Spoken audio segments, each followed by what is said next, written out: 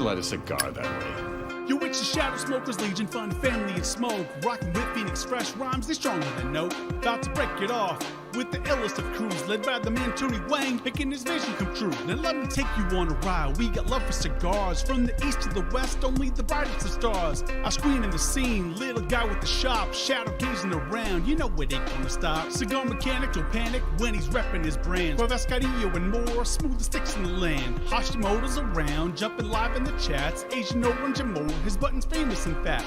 Cigars, pipes, whiskey, coffee, and more. Turbo jetting around, Tim with the dopest of pours. What's that? Huh? One wheel and reviews? Martin in the house, sharing the latest smoke news. Need to pick me up? Get to Southeast US. Bob and Chief in the mix, you know they say God bless. We got that journey, voyage, private blends for the crew. Celebrating with coins, repping that dope swag too. Now I'm about to sign off, you know it's time for that audit. Light up the group with my post, you know I'll rock it with socket. But remember y'all, Legion, it lives with a passion. From a man in the shadows, ayo, the SoySauceAssassin. So cut it, light it, love the smoke from your region. After all we connect, it's through the power of Legion.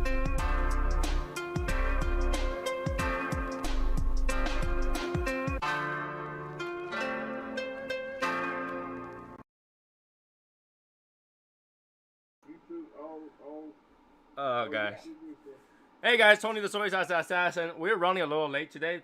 We blame the software because the software decided to go late. You know, you wanted to do an update like literally right before I start. It's like, oh, here's the update. Blah blah blah blah blah blah blah blah blah blah blah blah blah.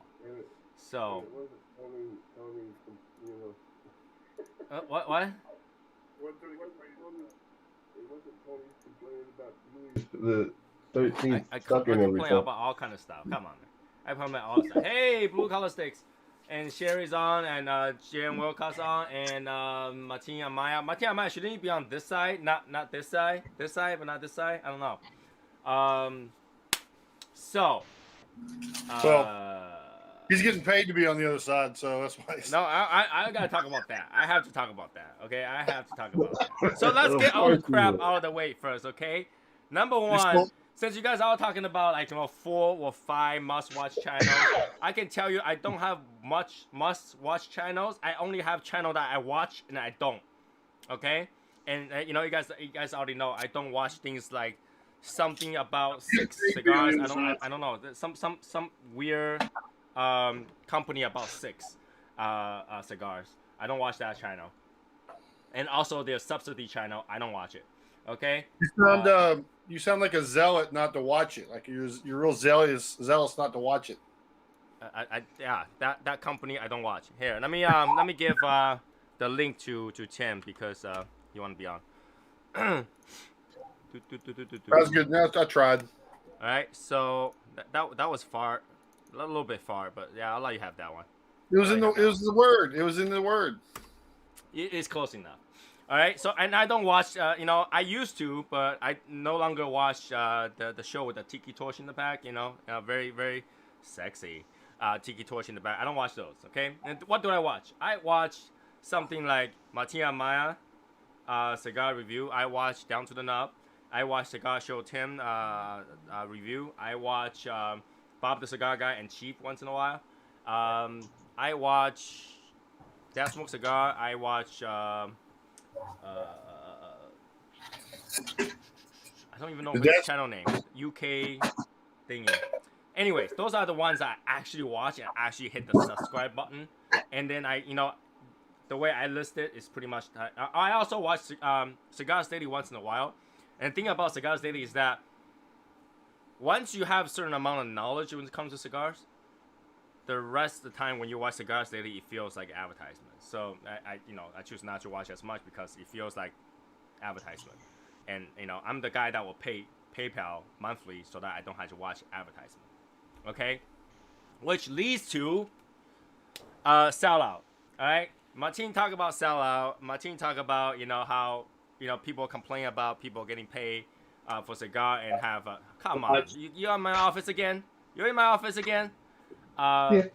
I'm looking for your Louis the 13th. It's not in this house. I will pick it. I will tell about the story, and I will pick it up next week. I will make sure that I go get my bottle, so I can drink it here. And you want to turn your video on so that we can anyways, in the chat. That's right. That's right. I just don't remember the exact name of that channel. So Sherry's You right. didn't turn your video on yet, and me. It's showing up on YouTube, James. What? Yeah. Yeah, it's showing up on YouTube, man. Yeah. Oh. Yeah, I okay. know, So you but guys not can't see in me, me. but that's okay. You know, you guys know exactly how I look like, so you don't really need me. Here you go. Happy now? No, turn it off. Turn it off. Oh God, yeah, turn it off. So, Martin, should you be at home? What's up? Are you at home but in the car? Yeah, I'm about to go get gas. So, Martin talked about sellout, and people complain about sellout. And here's the thing about sellout, right? You're talking about sellout if somebody gets paid to say otherwise, like something that's not true, become an advertisement. But that's not really a sellout because you knew that they're paid, right? They're supposed to tell you that they're paid, right? If they don't tell you, okay, that is kind of a sellout, right? But if they told you what they're getting paid for, and literally, we knew Martin Amaya is getting paid for whatever he was talking about last time. So, for was a famous cigar, but then he's not paid to change his review about a cigar. He's paid to tell you that go to buy, cigars from a specific shop, right? Because they do have whatever that's good for price that meets your needs, right? So yeah, I mean, he talked about cigar shop and possibly get paid for it, but then he's not getting paid to tell you this particular cigar tastes good. So in that perspective, I wouldn't say that's a sellout. I think a sellout, the definition will have to be it's one of those like commercial. You watch this commercial, and it's like maybe it'll be something like a bowl of cereal, and the guy's like, this breakfast full cereal, and take a bite, and their face go, and they go, tastes so good. That is a sellout. What's going on, guys? Y'all making me do this while I'm driving, goddammit. I'll take one out. Oh, he got it. He got it. Here you go. I had to throw it at you, Martine. See what you do. So I we got know it, what I sellout. got it. That is a sellout. You have to hate something so much while you say that you like it. That's a sellout. And a lot of people does that. I mean, there's a lot of people that, especially somebody who was like, maybe the cigar had something to do with them, and they will say that I smoke this cigar daily. This is my go-tos every day. This is the best cigar in the world. Yeah, then that's total bullshit, right? But like something like a cigar review, that's entertainment. I said in Martin's video right below it. That's entertainment. You're not doing a scientific lab to know exactly what note is there. And even a lab cannot tell you because there's no such thing. Like you can only tell that what elements are in there, what materials are in there. But everybody tastes things differently. For Asians, when we eat century egg, that thing tastes like heaven. For ooh. How you know what heaven is? Have you been there? Yeah. Oh, I definitely been there. I don't know if we can believe a YouTuber telling us what YouTubers being sellouts is, though. But the thing is that YouTuber. Yeah. I believe everything every YouTuber has ever said. Really? You know what I'm saying? Like, for someone to complain about people try to get money for their hard work, it's retarded. It's retarded. It's like saying that television shouldn't have advertisement. All right. So would Martine say, okay, I don't know if I want to put him on the spot. Never mind. What? When have you ever restricted yourself? Right? Oh my gosh. If you would only know, man. Hey, Martin, no drink and driving. What the fuck? God, dude, you're documenting it, man. I hope that's coffee, man. Hey, Tim, you should let Albert know when that mug's on the way. You mean a mug that looks like this? Drinking Pepsi and yes. a damn, You what do you have call to it? do that in front of everybody. Hey, Tony. Hmm? Tony, you have this exact one on its way to you right now from me because I sent you the sample one with the white. Uh-huh. Boy. Intentionally because the printing is just a little bit off center, knowing that it would frustrate you because it's off center. I knew it. I gotta go, what the hell is with this printing? What the hell? Couldn't people just use the logo correctly? Come on. But That's if why you you order don't- samples. But if you intentionally make it off center, then it should be good then. Oh, there you go. Yeah, well, I'm gonna find a way.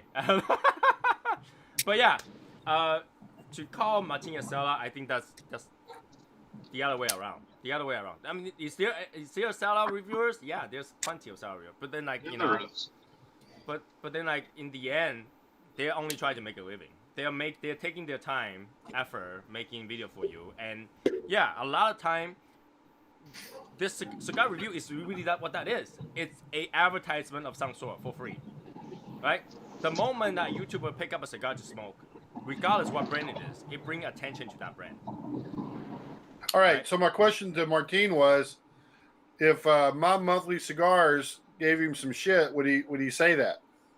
Yeah, I'll probably give them some shit, but one of the reasons why I decided to stick with My Monthly Cigars, or not My Monthly Cigars, My Cigar Pack, was because every pack they gave me was like bomb ass sticks, and he's putting the time and effort into the selection of the cigars, whereas other cigar shops that I have, or other cigar of the month clubs that I've dealt with, Right.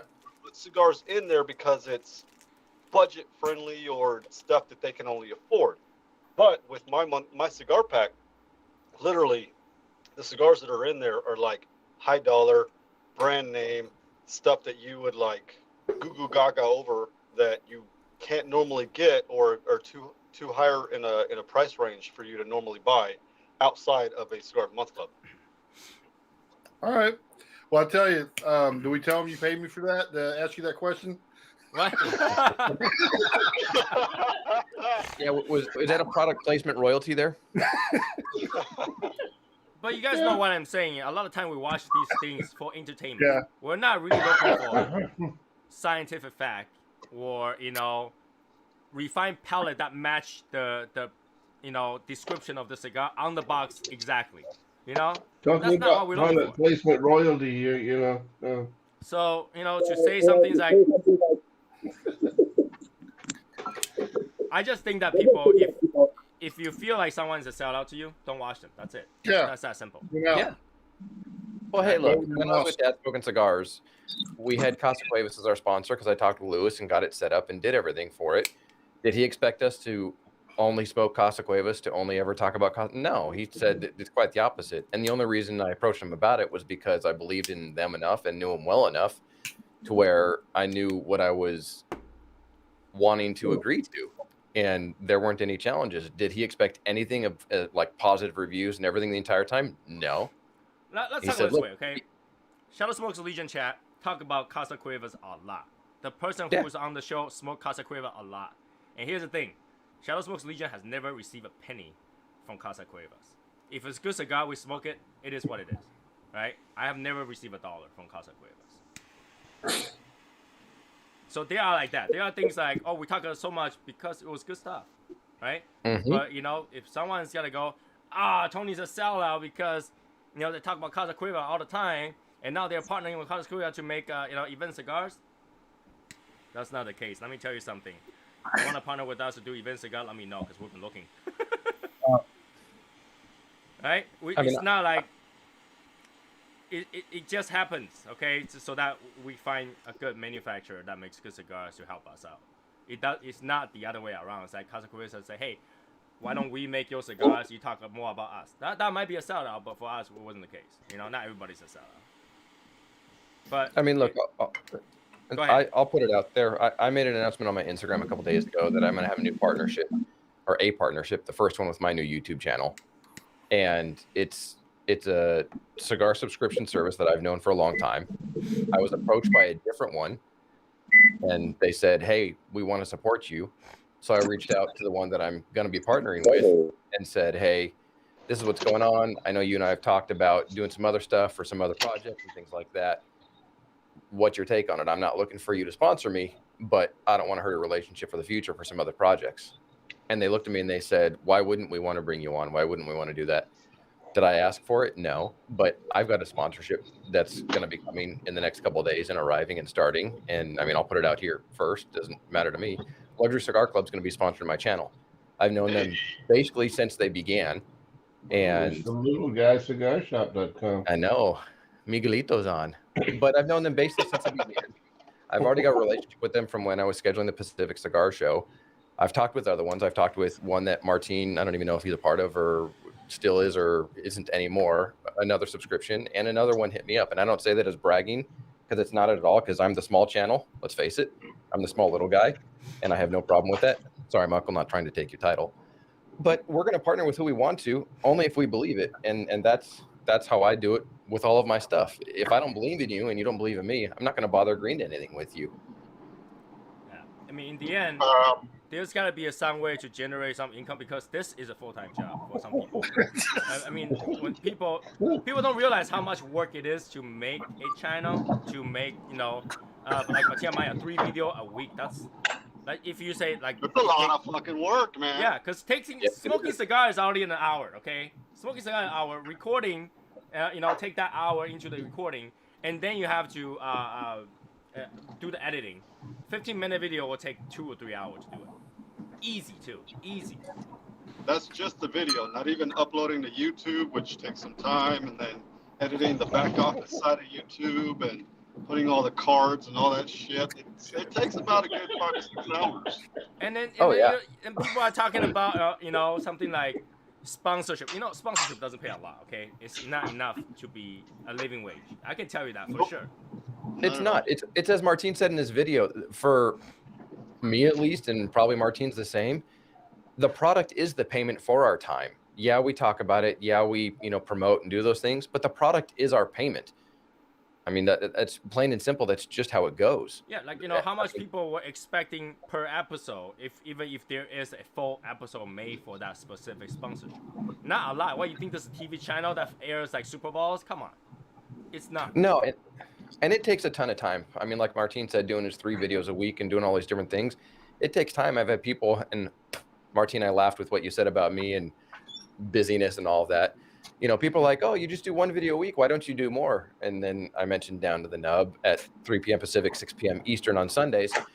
We're on before the Super Bowl tomorrow. But I mentioned, you know, Down to the Nub. We record 1 day a week. I do all the editing. We're live 1 day a week. And I've got my own channel. I'm already doing 3 things a week, cigar related. And they're like, but you only do 1 video. I'm like, no, I don't. I'm putting out 3 a week. And I mean, it's 20 hours a week, easy to take care of all that stuff. Oh, Albert's got a cigar mechanic hat. So yeah, people don't understand that. What the hell? Mute. Hey, Bob. So yeah, I was talking about Bob's Cigar Guy review because he called me out, and I was like, he actually sent me a message says, "Yo, you made on the list." I was like, "No, I didn't." Yeah. Shouldn't even be on that list because technically this is not a cigar review, right? I mean, yeah, I will tell you what I'm smoking today. I'm smoking Perdomo Reserve 10th anniversary, which is kind of weird because some people were like, "Wait, it's only 10th anniversary, but isn't like the Perdomo champagne's 20th? So is it 10th or 20th?" So yeah, people say this is really good. It's actually okay. It's actually not too bad. Which one, the blue or the sun? The blue. Maduro. The blue one's good too. I like the sun grown a little bit better. I did get the sun grown. But you know, that will have to be the next video because I'm saving this for what potentially is gonna be on my table next week. I was thinking about maybe drinking this morning. Can't see. Just tell us what it is. I really cannot read the words. This is a bottle of brandy. There we go. Oh, talking about bottle of brandy. Let me bring it back to the things that we're chatting right before the show went on. So I talk about Louis 13. I have a few bottles of it, and I have 1 bottle that's kind of actually open, and I never finished it. So I figure, you know, after 1 month of full hard work, migraines and everything, I want to celebrate. And to celebrate, I want to drink it with you guys and just kind of talk about the drink. Unfortunately, it's actually in my other house. I had to go pick it up this weekend. And I'll probably have it here next week to show you guys. But I can tell you up front, drinking Louis 13 with your cigar is a bad idea. Do not ever do it. Okay? I've done it with many friends. They all don't believe me. They're like, oh, yeah, you know, this is perfect. You know, the best cigar with the best brandy, cognac. It's perfect. No, it's not. It's not. It's not. Not only it's not perfect. Every sip that you sit down, you're thinking about how much money you just drink. 1 shot is about $300. So yeah. Well, You are I'll not never gonna be in happy. that situation then, Tony. Say what? Same. I'll never be in that situation then. Yeah. And Tony's done it many times, and every time it sucked. Yeah, right. Yeah, because Yeah. every time I had a bottle celebrating something with my friends, right? They always like, you know, we gotta have a cigar with it. You know, let's go get some really good cigar with it. It's like, no, it's a bad idea. Don't do it. I've done it before. It's not good. And they're like, no, you know, brandy and cigar always go together. Here's the thing, all right? Brandy, something like brandy, like Louis 13, has really long finish. The finish is really, really long. And it's really fruity, really plummy. And literally every sip you take covers up your entire cigar for a long, long time. So whatever good notes you're smoking, the moment you take that sip, you're not gonna taste it for the next 10 minutes. So you're wasting a good cigar, and you know, a shot of brandy. 180 a shot. Depends where you are. Depends where you are. I've heard people that goes to you know, high-end restaurant where they take a shot of brandy was $402. It's not what you want to do normally, unless you made a big sale that's more than that $400. Okay. I don't know. A shot of anything is not really good for the cigar. I would like to sip whatever I'm drinking. You can sip the brandy. I'm just telling you that brandy finish is so long that you won't taste anything other than that plummy, peachy, vanilla, oak wood taste just covers everything. See, I know people that years ago. I mean, this is like, you know, the everybody that was fighting in World War II and all those different things. What were they called? The Great Generation. They would dip the tip of their cigar in brandy and then smoke a cigar. I've heard that time and time again, but I don't know anybody that drinks brandy. You can dip into regular brandy. Anything somewhere between the VSOP and XO, that's okay. You know, their finish is not that long. But something like Louis 13, that thing's been aging for like 100 years. So that finish is very, very long. There's literally no water in there. It's all like brandy. The whole it's grape aged for 100 years. Think about that. You know, so it will cover everything. And plus, like, you're killing either taste, right? Either you're using a $300 a shot brandy to wash off your cigar taste, or your cigar taste is ruining your $300 a shot brandy. It's a bad idea. I've done it many times, and all my friends are like, "Yeah, you were right." I was like, "Yeah, thanks for wasting my drink." You know? But next week, if I have it here, I will explain to you guys why Louis 13 is worth every penny. If you can afford one, buy one. I'll explain to you guys why. All right? And if you gotta buy it in the airport. Don't buy it anywhere else but the airport. Tony, you're gonna have to do that next Saturday because next Wednesday, actually Monday, you'll have test blends. Oh, not only that, like I'm telling you, I'm the last one to get everything. I don't care what it is, I'm the last one to get everything. Exactly, Michael. Exactly. Michael, did you open your mouth? Did you open your mouth, Michael? I tracked everything today and I was like, crap, again, it was sent today and Tony didn't get it, but everybody else did. I'm the last one to get everything. We shut so up. is Michael sent out the test plans, and like, you know, Matt got it, Sherry got it. I didn't. I won't get it until next week. Tell me, is Albert gonna get my mug before Tony does? Already got it. Well, his mug went with the test blend, so if the mug doesn't arrive Monday with the test blends, there's a problem. Well, yeah. So yeah, Wednesday we'll do the final test on that test blend with our artist again. We'll test that too. One of that test because we I think Michael sent 2 of each. We'll smoke one on Wednesday. We'll smoke one on Saturday, and here we go. I got 3, so I will keep 1 too. Yeah, I sent 3 of each to you. So yeah, we'll test on Wednesday. We'll test on Saturday of next week, and then we will be able to finalize what we're gonna do with that. But I think the coffee depends how much I actually receive. We'll do one on Wednesday, and I'll wait a little bit, and then see. Obviously, I'm gonna test it between Wednesday, Thursday, Friday. I'm gonna drink it every day until I'm run out of it, obviously. So you know, and then we'll make the final decision on which one. And I can tell you guys by Saturday, we can tell you which one is gonna be launching. Yeah, Okay. I actually took the 70-30 and roasted it just a little bit more, and it got even better. Got a little bit deeper. So you took the 70-30 and then you add a little bit more. I just roasted it for just a little bit longer, Martin. and roasted it just a hair longer. And once I did that, it got a little more depth and body to it, which it's still clean, still everything. Didn't get to char or anything, but yeah, the 70-30 is no, it didn't put any hair in my chest there, Albert. But You said you put a hair in it, like a hair longer. So. I put it in for a hair longer. Yes. So, but yeah, the 70-30. But on it, yeah, I know you and I talked, Tony, about it, and you know which one I think is the best. But we'll see what happens next week. the thing is that it's so the coffee bean, right? Once you brew it, it's so obvious by just looking at it which one has that balance, right? Just looking at the color, each one of them, you're like, oh, I was like, that one looks better just by the look.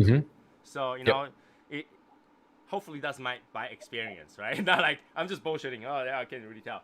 But yeah, hopefully when I get it, I'm gonna be super excited about it. So that is the one I think will be end up going. I'm pretty sure if I do a blind test with those blends, I'll be able still to tell, you know, which two blend that we were going with, right? Because I think everyone hated number 2 and number 1. I think number 2 was the worst. Number 2 was the worst. Everybody hated number 2. That's why they call it number 1 and number 2. Number 1 tastes like number 2, or number 2 tastes like a true number 2. But smells good though. It tastes like shit. No lie. It Number did smell 2 good. blend smells really, really good. But I think because the smell is so floral, it overtakes everything. It doesn't even taste like coffee anymore. It tastes like flower. Like So much we can do with that. If you got a bunch of rose, a little bit of wildflower, crunch it together, shove in your mouth, and then take it out, put it in your nose, smudge a few times, that's how it smells like. It's just whole mouth of flower. I mean, it may be good if it was blended with something else to tone it down, but it's very floral. I don't think you guys would like the floral coffees. To be really Yeah, and Michael agreed. Jerry agreed. Brandon tried it, and he was like, "Yeah, that's definitely not mine." And Brendan's wife didn't like it either. So no, honestly, Brandon's probably gonna like number 4 the best, based on what he likes from what he would. I would think that he would. I mean, I like balance, but I also like the toasted notes rather than the charred note. I like the toasted notes, so that's why we make that a little bit of difference. But I think people will like it better when it comes to pairing with a cigar, especially something like Connecticut, Natural, Habano. Those 3 cigars, it's gonna pair well with something that tastes toasted. So yeah, and like Michael, you like the Italian medium, the ones that you got today that Tony still doesn't have yet. Right. You're gonna like them better than even the first 4, I think, because you like the Italian medium that I have. Sweet. And here's another different thing. Okay, so originally we designed the logo and stuff like that. We're talking about to put it for the Shadow Smoke Legion logo. We only have a limited amount of those stickers I made for Tim. So Tim gets to decide what he gonna do with those logo, and afterward, all the ones you buy will have just that little one tiny authentication logo that says it's custom blend from Shadow Smoke Legion, and we'll use his brand because in the end it's still his brand. We just need to know that it's blend for Shadow Smoke Legion. That way, people won't get all confused like, what the hell is this? Right? He will still be able to use his original logo. It'll cut costs. I wouldn't want to add more cost to you guys on a custom blend coffee, right? So I will be sending those tiny stickers about this big to Tim, and then he will use that for the corner or whatever, and then he will still use his original logo on there. I wasn't even sure if eventually Tim's gonna go print out those bags and then save the sticker instead. It could, once you scale, you probably will go that way. It makes more sense. Yeah, and I'm in the process of researching actually building my own coffee roaster at this point to build it and do it so that I can get close to quadrupling my capacity, which would make a huge difference. Yeah. So like after going through the working the math, like how much the label will cost, I had to make 2 of them and stuff like that. Oh, why don't I just give you a small stickers? You know, in the end, I did make 10,000 of those, so I have shitloads to use. All right. Let's see. Just make sure there's no one asking to come up. Okay. And oh yeah, Matt Hashimoto said he's gonna be late today, so you know, give him some time. So in He's terms not of looking for oranges. people have been asking about the Ali Simon coffee brand beans. For Tim, he's gonna delay that a little bit because we want to release one thing at a time. We don't want to like overload you guys, okay? So you know, even though he have that, it'll be ready, but you know, give him time, right? We release this Shadow Smokes Legion blend first before we go something else, right? Because you guys would not like to spend that much money on all those coffees and not having to, being able to drink them right away. Because I mean, with the exception of Travis, I don't think anybody drinks that much coffee. Nope. Okay, so I don't drink much coffee, Travis. Right, and then I talked to Michael. I'm gonna be sending pre-roasted version to Michael so that you know Tim doesn't have to work his ass off just to make samples for you guys. But if you guys like those, you can buy it directly from Tim, and no one will carry it until Tim says, "I'm done with this crap." Okay, Tony. And then I'll be like, okay. Right. So for now, if you want that coffee, when it's released, it will only be with Tim, no one else. Okay. And So here, what? just so we can say he's here already. You know, hey, that button isn't signed. That button isn't signed. I know it will be one day. One day, right? One day. Yeah, I can't help it if you know. Fix. Little guy cigar, you know, he's getting a little off. A Is little Jason slow. Genova going to return to YouTube? We're met deeply on. I don't get it. Jason Genova going to return to YouTube? I wouldn't know. I don't know this guy. I don't know this guy. How would I know if he's returning? Uh-oh. Hold on a second. Let's see what's going on. Sherry's funny. Oh my God, Sherry, you're killing me. Hopefully, we'll see. Sherry and I are smoking the same one at the moment, so. Why is your camera off? Because I'm trying to deal with business stuff at the same time. That's what she said. Anyways, Wow. yeah, Wow. I am not Wow. particularly happy because everybody else gets it more faster than me. USPS, I officially hate you. All right, I officially hate you. Stop crying. Yeah. I really want to try it because that particular cigar looks very interesting. Michael, which one are you smoking? The duotone that she's smoking, the You one should with the show that. two You wrappers. should show that. That is actually pretty cool. It's not really it's not a bottle Give me a pull, second. No, but it's not. it's two-tone. Mm-hmm. Tony wasn't the last one to get a box of Pledge. No, No, I Tim was was the pretty one to much get the the last last one. box. Yeah, I got the last box of Pledge. I didn't receive everything last, but I bought the last one. Yeah. Well, I received the last one. I think. No, James will be the last one to receive his Christmas present and his glasses. So, That's for sure. but yeah, you guys have so much stuff. I tried to find a way to pack it so it doesn't break. And obviously, I'm gonna use one of those flat rate boxes, so I had to figure out packing. You know, for people in the U.S., I actually went to buy custom boxes, that's like not classable boxes that will actually hold the cup in there, just so I can ship it to them. It's crazy. So There we it's go. got You see two that? wrappers. You see that? It's like half and half. Yeah, it's a Habano wrapper and then a Cameroon Maduro wrapper. Who doesn't like Cameroon Maduro wrapper? Sounds cool. This is the first time I've ever had. I think I've ever had a Cameroon Maduro. I've had Cameroon Sungrowns, right? Cameroon Maduro it's different. It's good though. But here's the thing, though. Even after we decided it, you know, Michael had to order them, and then you know before he ordered them, he had to get the bands to them, and the band won't be here until probably March. Yeah. I have it printed though. They say, oh yeah, Chinese New Year, so we will get it to you sometime after after March. I'm like, okay. And then when half their staffing doesn't show up after the New Year. You could theoretically have a Cameroon sun-grown Maduro, couldn't you? Well, Yes, they're both grown in the sun. Thank you very much. Jesus Christ. Okay, a sun-grown natural or a sun-grown Maduro? Yeah, what is unnatural about sun-grown? I mean, No, sun-grown natural means that's after all they do is they cure, right? A Maduro has an extra curing process to make it a Maduro. that sounds natural to me. Oh my God! Shut up. Wait, Scott. What do you mean by you got the last one? What did Scott got as last one? Oh, Scott. it took forever for Scott's to get there, man. For whatever reason, it took like a freaking week or so. USPS. Mhm. I hate you. It took longer than that for mine to get to me.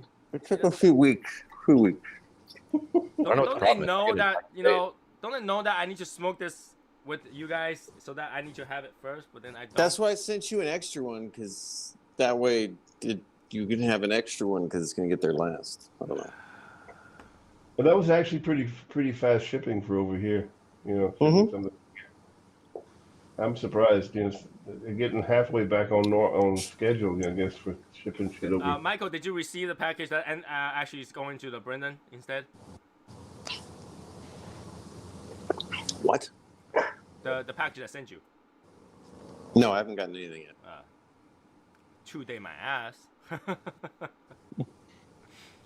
Yeah, because I send it out at the same time some people get with some people's whiskey glass, and then they already got their whiskey glass, so I figured it might be got to you already, because it's weird. Of all the places shipping, Arizona costs the most of shipping. California is cheaper to ship to than Arizona. It's because they're shipping it to me, so it's a big deal. No, any address in Arizona costs more. It was a joke. Extra handling charge to go to me. I know, right? So weird. So weird. But what is sun-grown unnatural? What is a sun-grown unnatural? I don't know. Exactly. It depends. Lord knows. It depends. It depends on what you consider as natural. You're talking to James, so nobody knows. Talking about James, like James's analogies there, so I don't know. James doesn't know what James doesn't know. I just threw something out there, you know. And I might be buzzed already, guys. I apologize. Well, why are you drinking? Why are you drinking today? Like a third of a glass, bro. Really? Some of the rum that Yazer sent me. So I don't know. Yazer sent you? Did you win the Yazer prize? You didn't? No, this is like sometime last year. He sent me some Rebel Yell and some of this rum and cigars. Okay. Yeah. So I don't know. Yazer has been going back on. I saw him make a few posts and stuff like that. Yeah, he's Yep. back on. So I can tell you guys, for the first month, like December to this end of January, anybody who's consultant at all is busy. Anybody who is a consultant at all is busy. You know, Yes. just think of it this way. Even Brendan was busy. And Brendan technically is a consultant. He's a rep and he's a consultant. He tell people, you know, you should buy the cigar. You should, he kind of does. So my question is those there were H55s that he posted pictures of, Yazer? What the hell? I've never seen those before. Those The Liga new one, Privadas. the new blue one? No, those Liga Privadas he posted a picture of. No, 8 and 99, 9s? isn't it? Isn't it 99? Yeah, 99. Yeah, whatever they are. I've never They seen were them new. before. They were new.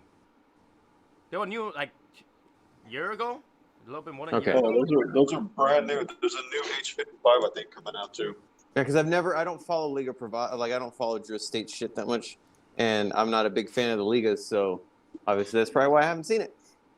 Yeah, there's the H99 and then the new H55 that's coming out with. Damon Jones posted this. Oh, okay. I always wear a stylish watch so you know when it's cigar time. Okay. All right. Cool. All right. I agree with that. I can't get guess. into watches. Oh, there's a difference between watch and a timepiece. Big difference. I can't get into either. There you go, Martine. I got a bottle in the house. Yeah, buddy. I almost actually got that one out tonight It instead. was my favorite sound. Oh, Martine finally made it home. Wait, your favorite sound is the sound of air going to your whiskey and oxidizing it? Shut up, Tony. His favorite sound is blub, blub, blub. I thought it was the sound of a squeaky cork. It is, but that literally means that what's next is air going in. Cheers, Tim. Oh, yeah. While we're talking about Cheers to whiskey, Michael. let's talk about something about whiskey, okay? Here's the thing. Man, that's a good pour, Martine. I don't care what people say. Whiskey does not go bad, ever. What about if you leave it out? If you leave it out overnight for like You 24 can hours. leave it out overnight. It will just You can oxidize. still drink but it. It doesn't You go can bad. still drink it. It doesn't go bad. All right, I don't No. care. Like so many people tell me that if you keep a whiskey in a decanter too long, it go bad. It never goes bad. It gets cloudy, and then you don't No, put it because it looks disgusting. it doesn't get cloudy. If My it wife's get cloudy, grandfather had water a- went into it. Water went into it, you will get cloudy. But if no water going through it, you had a nice decanter, you're fine. You're fine. My wife's grandpa had, when he passed away, there was still a bottle of Crown Royal, whatever it was, up in their cabin in Big Bear. He's been gone for 4 years. We were up there a month ago. I opened that puppy up and kept drinking. Okay? Some people will swear, to say that the ones that they left that out for a long, long time actually taste better. Okay? Some people will tell you that. Go ahead. Did you see what Sherry said? What? Plume. She said the cloudiness is the plume. Yeah, that's the plume. Yeah. So if you had a bottle of whiskey and you left it open or not tightly closed in a place that's like really high in moisture, yeah, you'll get cloudy because water went into it. All right. Fucking Martin is fucking wondering what he's doing over there. What the fuck? But if you have a bottle of whiskey, they will never age. Again, okay. Number one is they will never age. If they're out of the barrel, they're done. They never age. Okay. Number two is that it will never go bad because that thing has so much alcohol, nothing will grow in it. Okay. So people, stop telling me that white whiskey will go bad. It never. I have You so hold much up a whiskey. used rubber. I knew you were going to say something. You were Albert. This is why I tried to ignore that. Look how dark the cellophane is, man. Oh my god. Oh my He's god. holding up a used rubber, man. Too drunk for this. But Good Lord, Michael, off of 4 sips. You got to build up tolerance before September. I can't. I have. I've got a legitimate issue. I've got a legitimate Alcohol issue. intolerance. Alcohol intolerance. Alcoholism. Alcohol intolerance. It's a real thing. Look it up. It is. You know how you beat that? You just keep drinking. It's like the people that say, "Oh, I can't have caffeine," and 2 months later you see them drinking a Monster. I just drank more caffeine. No, if I drink too much, I'll get hives and stuff. that's happened. That does happen. Oh, yeah. The Yeah, liver doesn't do well, so that the body starts to inflame a little bit. So it's awesome because I can drink just a little bit and I'm like buzzed. And it's A little good. guy, just a little bit. But anyways, yeah.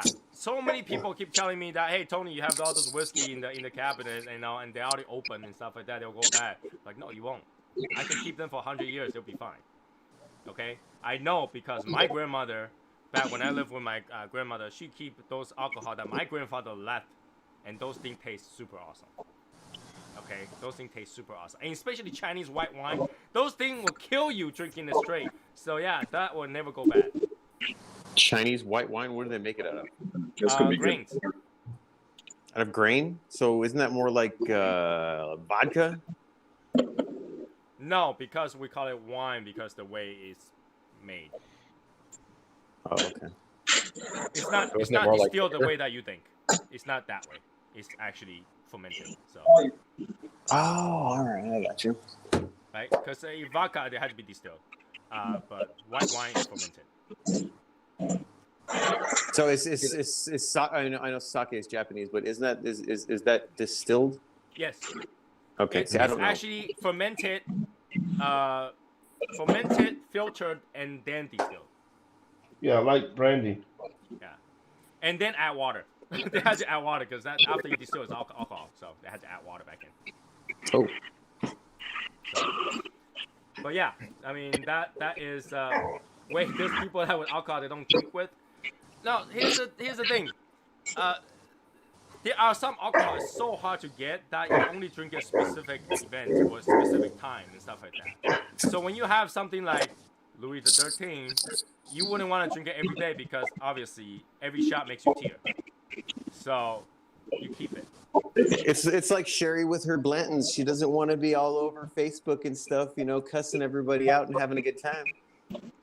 Okay, so yeah, sometimes you just buy the drink just in case they run out. Just look at it this way: previous 3 years, 4 years, previous 4 years, most Japanese alcohol with age expressions went out of stock, literally discontinued, because they don't have those barrels anymore. You eventually run out of those barrels to use. They have to get rid of them. They can only use the barrel so many times. That's what I was gonna say. Can they reuse the barrels? They reuse the barrels, okay? But after a certain amount of usage, the barrel goes bad, right? Because alcohol seep through it. Eventually, it's just not good enough to reuse. But when you cannot reuse those, you lost the seed, the flavor that kind of aged the alcohol. So what they had to do is that they had to take one of the barrel with really old aged whiskey, put it in the next barrel to age that barrel before they use it. You need the seed. You need the thing that kind of give it the flavor. So, and then after they do that, oh come on, shut up. That just sounds once you nasty. do that, it's another 12 years of waiting, right? If you gotta have age expression, you need to have minimum of that amount of time, minimum, right? So when you have age expression of 12 years, that means all the liquor that's in there is minimum of 12 years. They can do 12, 13, 14 and up, but they need to be minimum of 12. So that means that's 12 years of waiting. That's a long time. Imagine how much you lose to the angel share on that. 12 years of age has been in totally about how often that barrel was used before you started aging that 12 years. Yeah, so and this is why Louis XIII is so expensive. Imagine keeping something in your inventory for 100 years. You don't make a penny out of it for 100 years. That's a long time. So, Well, and then when they're distilling and filling everything, then they have they've got the heads and the tails of what they're trying to like bottle, and so they lose even more because like your very first stuff is like super harsh and your very last stuff isn't the that angel good, right? share and the devil share, and then obviously barrel strain as well. So you water it down as you go too. You add water to bring the alcohol content down. Yeah. That's why you see that the alcohol contents are 45%, 65%. 65% are usually barrel strain, and then after that they add water to lower the content down. I think they add water to make more bottles of whiskey.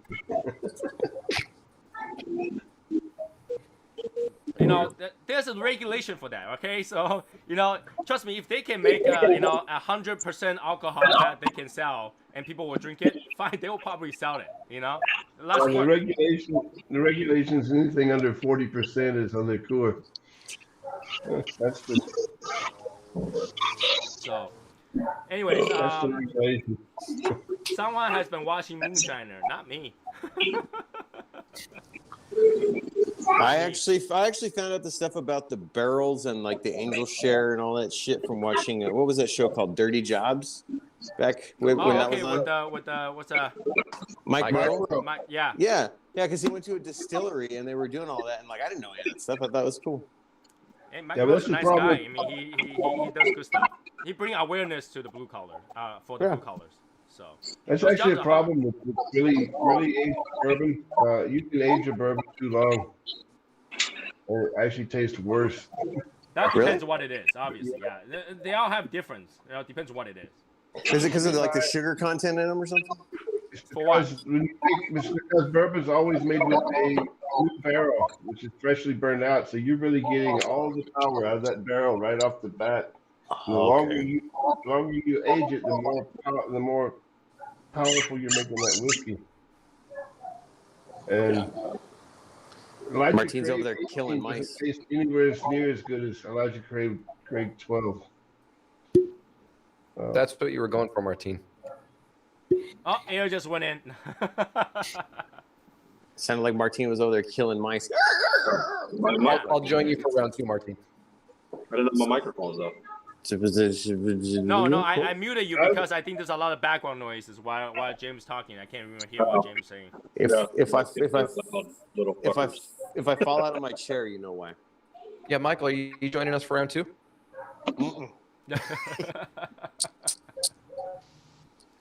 But yeah, I mean, for people who choosing, whiskeys, bourbon, scotch, rye, whatever you want to do it, just know that you can buy ahead of time. They're not gonna go bad.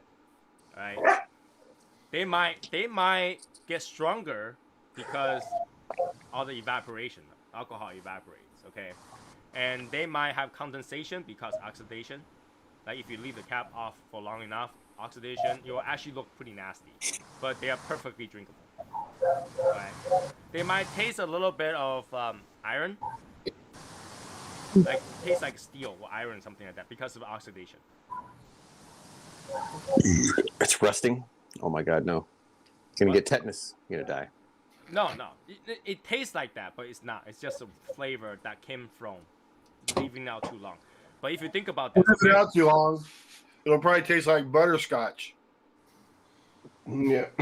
What? Or it'll taste like scotch. Who invited that guy? What kind of joke was that? but yeah, whiskey, they last a long time, and you don't have to worry about buying them. Okay, but here's the thing: like I say, they don't age anymore. Please don't take a bottle of like Harmony 8 years or like Yoichi 10 years and say, hey, I have this thing aged for another 10 years. Now it's 20 years. No, it doesn't work that way. All right, once you leave the barrel, it stops aging. Period. The aging is actually taking the stuff from the barrel. That's aging. All right. I got one. What about what Cleveland whiskey's doing now? Is that the one where they say that they have a proprietary process to age it artificially? Yep. That's bullshit. Okay? That is bullshit. How? How's it bullshit? That's like saying that I'm sitting here, eat some medicine, I'll be 50 tomorrow. So okay, so by the same token, could you artificially age a cigar like that then? I don't know what they're doing, but I'm wondering. So their process, I think what they meant was using temperature to age it faster. Pressure. Okay, so pressure. It doesn't work that way. It doesn't work that way. Yeah. Why not? Okay, no, it works the same way with food. You're gonna slow cook food, right? You put it in a pressure cooker, it accelerates that process. Why can't you do that with whiskey? There you have it. Okay, so you're onto something. Do you think that slow cooked food actually tastes exactly the same as pressure cooked food? No, but if you over season it and stuff, you can get almost that near same identical flavor profile. Near same identical is not the same. The point of aging it is because the exchange between the wood and the alcohol going in and out of that barrel. Yeah, but if they get it close enough that you can't tell the difference, it really doesn't matter. If they get the taste to where you can't hardly tell the difference, it's done. Here's an example. Okay, here's an example. Taiwan's Calavan whiskey is quite popular. Calavan whiskey. I don't know if you guys have seen it before. You'll find it everywhere. Like literally. Did you say color band? No, Calavan. Oh, okay. Sorry. Taliban. Right? Taliban whiskey. Oh, now we're on to something. They don't drink, but it's all good. Yes. Martine's here tonight. That's who you want making your whiskey, somebody that doesn't drink, right? All right, here we go. Hold on. Let me just make a real quick comment before somebody on YouTube starts fucking calling the cops on me. I am literally sitting in a parking lot. I know you guys have seen me. I started drinking. I'm sitting in a fucking parking lot. I pronounced it wrong. I was wondering if you've been drinking and driving. What the fuck? Hey, man. Put your keys in the house, dude. It's apple juice. Martine, put your keys in the house, man. Oh, I can't put the keys in the house. I have the heater on. Are we going? Are we keep going or what? Are we keep going or what? Yes, please keep maybe going. You shouldn't explain. Maybe you should not. You should be sitting in the other seat, though. Explain it to me, Lucy. Yeah, go to the back seat. Somebody mute all these people so I can continue talking. Jesus. All right, so Kavalan whiskey from Taiwan, very popular because they have this really fruity flavor, and they only aged it for 4 years. All right, and sometimes less, and it is because of the temperature. The temperature change, so they age less. Okay, but because they age less, some other people try to do it too. You know, they're like, okay, if you can age it with temperature and pressure, let's do that too. Japan tried it, doesn't work. All right, if you give to anybody that can have a experienced taste, right? Somebody that drinks a lot, they can really tell the difference. They can really tell the difference. Let me ask you, Tony, then. So if they put it into, and I'm going to use my own language because it's not going to be correct, So if they put it into like a giant still, like a pressurized still, and they throw oak planks into that and they pressurize it, can it give the same result as something that was aged in an oak barrel for 10 years? Let me I'm ask gonna you add this to that. question, right? Let's say if you were to pickle something, pickle a pickle, right? Would Kosher? it be the same if you just toss the pickle in brine water and cook it for 10 hours versus put the pickle in the liquid for 10 days? Pressure cooking? I don't care. You Like can pressure cook it all you want. You can pressure cook it all you want. It's not gonna taste the same because that slow chemical process, it had to take place, right? You can force the flavor in there. You can force it. That's what it is. They're forcing the flavor out of the wood to be in there, but that balance wouldn't be the same, right? That balance of water getting taken away, put it back in, taken away, put it back in, it's not gonna be the same. You're just forcing that flavor out of the wood into the drink. Yeah, you'll still taste the wood. They still kind of taste like. Apparently, they can get it close enough that most people can't taste the difference. No, that's what they claim. That's what they Yeah, claim. well, Yeah, obviously but people probably buy won't be it. able to tell the difference. In fact, People buy it. if that really works, all the aged alcohols will drop in value. Nobody will want to buy the aged wine anymore. Right? Or wouldn't 'Cause they? Or would would the aged ones be more rare because they wouldn't be making them? No, because you wouldn't need to do that anymore. You can get a 20-year flavor, just pressurize it. Yeah, I think they're probably paying off all the reviewers. Is what they're doing. I think we're missing missing a very pivotal part of all the information here. So How do when you pickle a pickle? Don't you put it into a pressure cooker? I mean, you give it a hot bath to seal the jars and everything. How do you pickle a pickle? I'm sorry. Here's the thing. The reason you slow cook something is so that the flavor can go into the food. And I didn't even say anything, you know. Right? The flavor will take its time to go into the food. When you pressurize it, when you use pressure cooker, you're not actually forcing the flavor into the food. You're forcing the flavor out of the ingredient.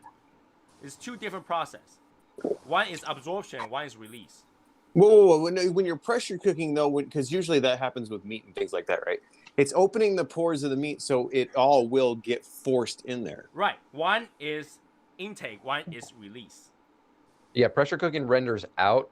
I slow cook pork and tri-tip and all sorts of stuff.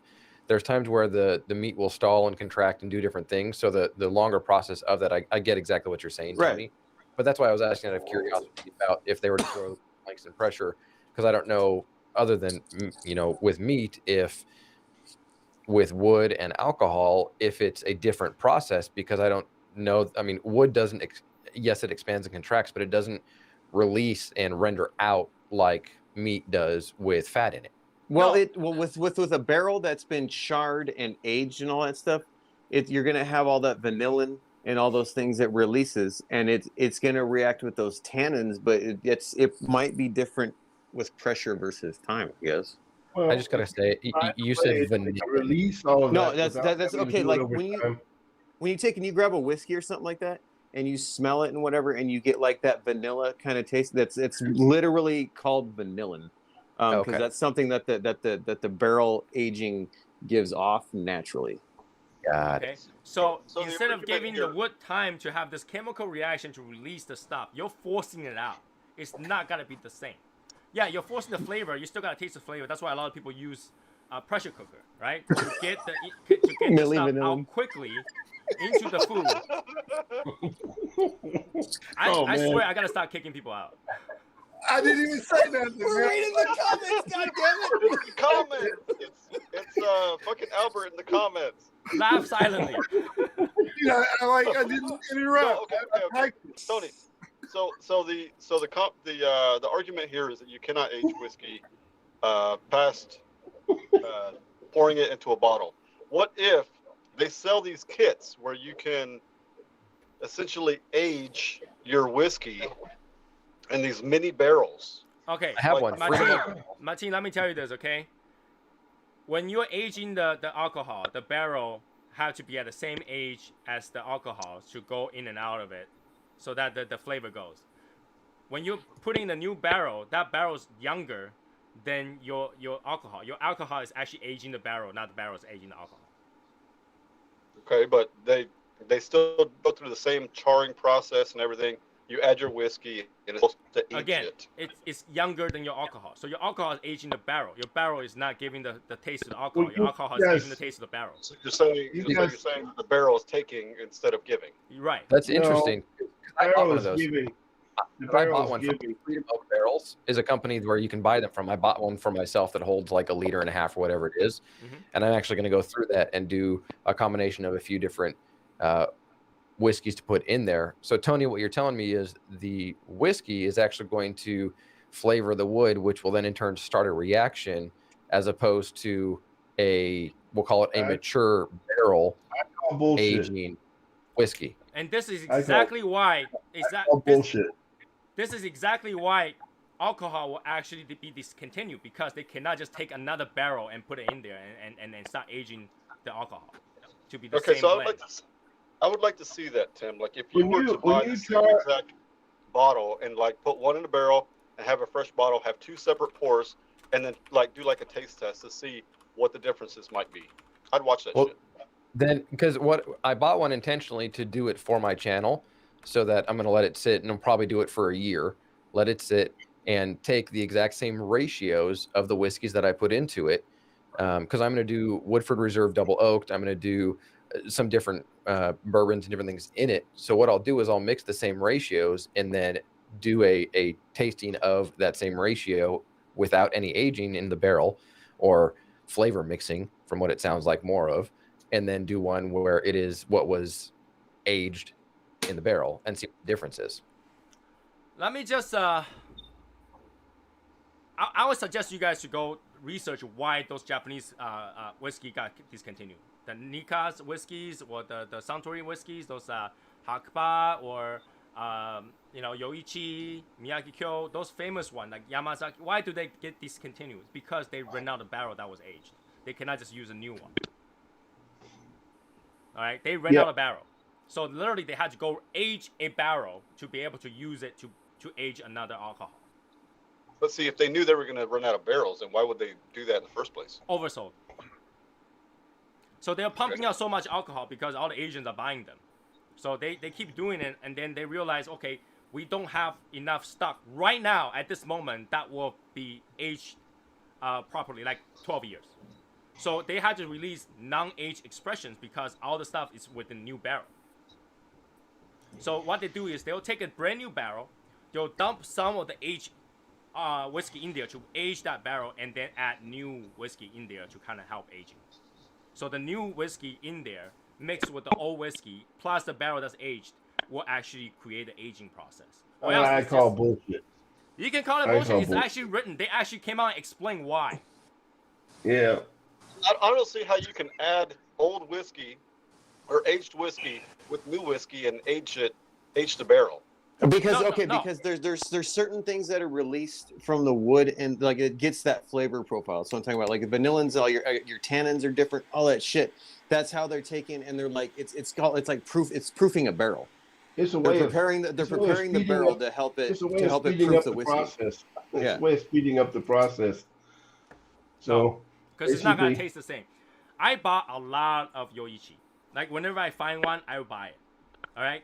The non-aged expression is at least 8 years old, and because the barrel is new and fresh, they don't taste the same as anything that's aged expression. There's a Of course reason, they don't. huh? Of course they don't, because when that barrel is charred, there's a certain amount of caramelized wood sugar that is But James, between here's the thing. charcoal Age- and the barrel and the wood. Can- And when that's used Can I finish? up, when that's used up, No. The thing is that when they say 8 years, it doesn't mean all the alcohol in there are 8 years. It means it's 8 year plus. So they'll make some 12, they'll make some whatever, they'll make some until that in there is minimum of 8. That's what they have age expression. Age expression doesn't mean everything in there is 8. Okay? so I understand that because that's the way they make Solero rum. But so. here's the thing. Their standard non-age expression is still minimum of 8 years. Okay, let me get to this comment. Like Raymond, before we get too far off, then like you got your question. Start from lightest to darkest. If you haven't had any other Perdomos, What? I don't know, man. Let him try the dark one, man. Well, I mean, Hold on, okay, what is that? if What you're was the going to question? smoke them in succession, right? If you're going to smoke them in succession, then you would want to go lightest to darkest. Yeah, It I agree with that. depends on what you like, but yeah, because then that way you're not going to get drowned out by, you know, you had a Maduro, it's got, you know, like really like nice pungent flavor. You go to smoke the Connecticut, you're not going to get much out of it. I kind of agree with that because I bought the Maduro sampler, and a lot of those cigars weren't. I mean, now I smoke a lot of the Connecticut and Habanos and more medium blends, and that Maduro, I mean, they just seem very harsh to me, anyway.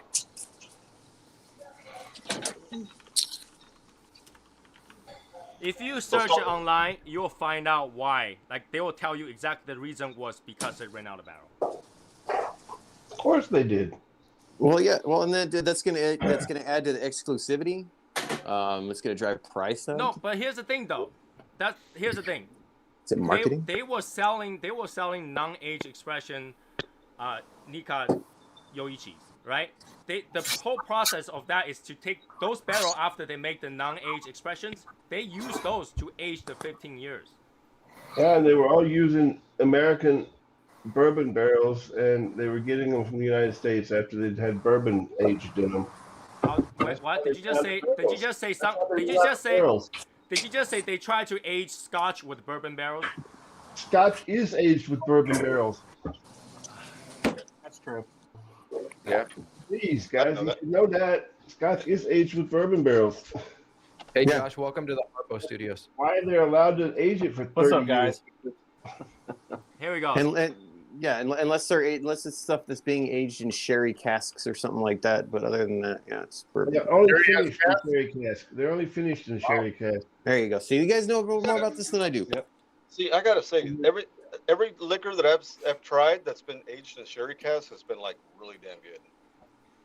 It's because it's got that sweetness. It's got that Yeah, but it's inherent not sweetness aged, to it. it's Sweetness not to it. aged for years, for a lot of years in sherry cask. It's finished for like about 6 months to a year. Okay. Like It's Texas, already been aged in a bourbon barrel. they've got a whiskey called Texas whiskey that was finished in a sherry cask. That shit is way better than just regular Texas whiskey. It's got like a different like oaky type of I don't even know what you would call it, like a sweet, woody type of note. It's just really good. Well, yeah, because I mean, you're aging, yeah, because they're aging sherry wine, right? It's kind of nice and like fruity and sweet and all that shit. Fruity, yeah. Yeah. Here's the Yeah. thing. Let's just say this way, okay? You know, Johnny Walker has Johnny Walker Blue, right? Johnny Walker Blue has another version called Rare and Ghost. Is it haunted? No, it's because they took those barrels from a closed distillery and aged it in there. Because those barrels used to make really good whiskey. I was So why haunted. would they do that? Why if you can just use fresh barrels to age a whiskey, why don't they just use the We same tried wood to and make tell new you, barrels? you use a fresh barrel to age bourbon, and then you take the used barrel that's got just, a little, a small portion still of its No, usefulness. but you're saying that And you you can age- just use and fresh you barrel, age- it doesn't matter. Then if you can just use fresh barrel, why do they bother to go get a distillery's barrel and try to age it in there? They just use fresh barrel, use the same wood. No, Try Tony. to He's say saying that to he's you. saying he calls bullshit because why don't they just get more barrels from fucking America? Because they don't. They use their own recipe. Whatever No. if it's already used, you're gonna get that flavor note from that whatever that was really used. Japan has been importing American bourbon barrels for centuries. And So why that- don't that they just doesn't get mean- more that barrels doesn't and make mean- more whiskey? That doesn't mean that's what they use to age their particular Oh, blend sure of they scotch. do. Yes, they do. Oh Use my that. god. Oh Jesus! Oh my God! Yes, they do. Go look it up. It's not even the after show, man. I think we need Holy to crap, man! Holy crap! ding ding round one fight room. I think when it comes to Japanese whiskey, I have more knowledge here. So,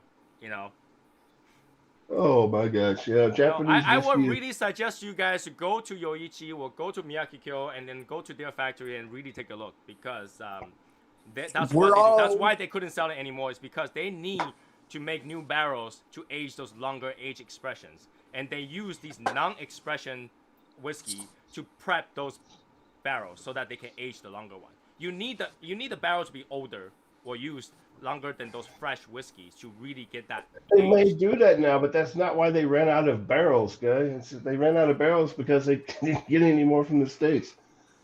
When did the U.S. says we're not gonna export any more bourbon barrels? Probably Trump. Trump probably screwed that up. World War II probably did it. You know. I said, fuck it, man. Albert's Yeah. ban. I'm Albert's sure World brand War II being started that politics. shit. Yeah. I cannot agree with what James said. You know, it's just simple. If it's as simple as just buying barrels, there's plenty of way to buy barrels. You know, they will rather sell those 15 years as long as they can if they would. All right? Literally, now they just finished it and they announced the re-release at 2030. 2030 because now they had to re-age the new ones, right? They re-aged the new one with the one they already sold. So you need those barrel. You cannot use a fresh barrel to age something that's already been aged and then say it's gonna age better. It doesn't work that way. See, in my mind, that's just a poor business model because they should be always continuing that process instead of going, oh crap, we ran out, we got to start all over. Well, at a certain time, they had trouble getting barrels from the United States, and they have created other ways to get around that. You know, Well, were the barrel we're using that process. But they started out making Suntory whiskey with aged old bourbon barrels from the United States. were the barrels? Did they have like a whole bunch of barrels around Fukushima? Is that possible? I'm really for the day. Have a good night, everybody. Like maybe they got wiped out and shit. Maybe they had I enough. am telling you guys exactly what they explain to all the consumers. And if you think that's bullshit, then all the other company will come out and say that's bullshit. Explain that about what they're doing now, but that's not explaining what they and why they started doing that. It's been doing that. They've been selling alcohol forever. But then that's I think you know, I think this is strategic, is what it is. no. But then if it's strategic, that wouldn't make sense because they discontinued theirs, the other brand actually sells it more. Like See, no, like they're like, oh man, we can't get any more of it, and we can't do this, and then no, it's they going to didn't drive say the they price can't get up. any more of it. They say we ran out. So for us to prepare, it will take a while. Go buy other brand first. So they're gonna build hype, No, and then because they can that's release why, it at a higher price. That's why the Harmony will marketing. sell so well. Toki will sell It's so mar- well, and Harmony all so marketing. well. Marketing. I don't know they ran anything out about of it. whiskey, guys. Like, Yeah, Michael, that's how what would they you think that's a good business plan if, for me, discontinue it, you had to go buy other brands, I didn't say it was a good business plan. I just think it's funny. right? I think it's So- a terrible business plan. Keep drinking. You Michael. aged yourself out, literally. It is a Whatever It is I empty. tell you guys on this is directly from their statement. Literally, nobody call them say, "Hey, that's bullshit. You can't run out of barrels." All right. Nika ran out of barrel first, and Centauri followed up right after. Well, the fact of the matter right now, at this present time, there's probably more bourbon being produced than any time in history. But there was a time when bourbon was not the main whiskey being produced in the world. But now we know, right? And Now Japan I'm was- telling and you Japan- guys that Japan was competing with Scotland and Ireland and Okay, other- so here we go. So Caribbean here's a rum. weird little ancillary question. I know that everybody says no, but do you really believe that bourbon can only be like made in Kentucky? no. No, No. but to be called bourbon, it can only be made in new, Yeah. fresh barrels. And neither can champagne be only made in fucking. Champagne, yeah. Well, Yeah. Japan Because- is not making bourbon; New they're making French oak Scotch. charred barrels with 51% with at least 51% corn. Corn, yeah. Minimum Yeah. ABV. And when And Josh joined us, I didn't even see Kennedy- him come in. I came to win tonight, boys. It can be There made are rules that where you can call it bourbon. It doesn't mean that it's not. But yeah, It- I Kind bought. of like whiskey is Scotch, but you can't call it Scotch because it. Shut up, Raymond. Well, it's the rules, right? But then I buy Japanese Scotch a lot. Like I literally buy a lot every year, and I go to the factories and I ask the guys weird questions, and that's what I get out. It's like, why do you stop selling it? I hate it that you guys stop selling. They're like, why? You think we want to stop selling it? It makes so much money. Why would we stop selling it? We ran out of barrels. And I literally asked them, why can't you just build a new barrel? Every time I watch a video, somebody's building a new barrel. And they literally says you cannot use a younger barrel to age a older whiskey. That makes. I mean, I understand that part of it. I get it. But why didn't they? I don't know. Wouldn't you assume if you're going to try to make a long-running product, you would plan for this somehow? Right, but here's the thing, though. The amount of alcohol out there was selling faster than the aging process. Aging process time, you can't stop that. You cannot make it faster. Right? So let's say I prep 100 barrels of 15-year whiskey, just for the sake of number, right? Just to calculate. For 15 years, right? So 15 years later, I have only 100 barrels to sell. But if I sell 100, I run out for that season. I run out for the until the next year, and the next year I might only have less than that. I might have 100. I'm not gonna be able to calculate how much more I need to make 15 years back. This seems like a problem they seem to have: overselling, overfishing. They make It's a serious problem. Man, let me tell you. Because consumers changes all the time. Back in the day, nobody wanted to buy Japanese whiskey. It's so expensive. Easily $100 a bottle. Easily. Right? Yeah. So nobody wants to buy that. But then here's the thing. They made a movie about Yoichi. The father of Yoichi. Right? So everybody's, oh, I want to go try that. And they tried it. They like it. And they start mass purchasing it. So now they run to a point where it's, okay, my 2010 100 barrel isn't gonna last until 2018. Now I don't have enough. Now I had to take out my 2011, 2012, 2013 just to fit the market because I can't stop selling them. But the rest is still aging. I don't have enough barrels. Right? That's how they run out of barrel. It's not that they don't have. It's not like they have 0 barrels. It's that they don't have enough to, produce age expressions to be consistent. Right? They don't want to release 10 bottles at a time. Right? Because if you think about it, one place can only keep so much barrels. And you got to sell it to the world. Right? So then you come to, it's almost like Cuban cigars. They run into production issues. So they underage it and give it to you. Right. But whiskey, you can't do that. You cannot say, underage it, I sell it to you, put it in a home for another 10 years. Well, maybe they want to look into that pressure cooker thing. Okay, so here was when Tim was asking about that. What if you took aged charred barrel oak pieces, right? And you pressure cooked them with it. I know it's not going to get the exact same effect, but do you think it would have a similar effect putting that in there?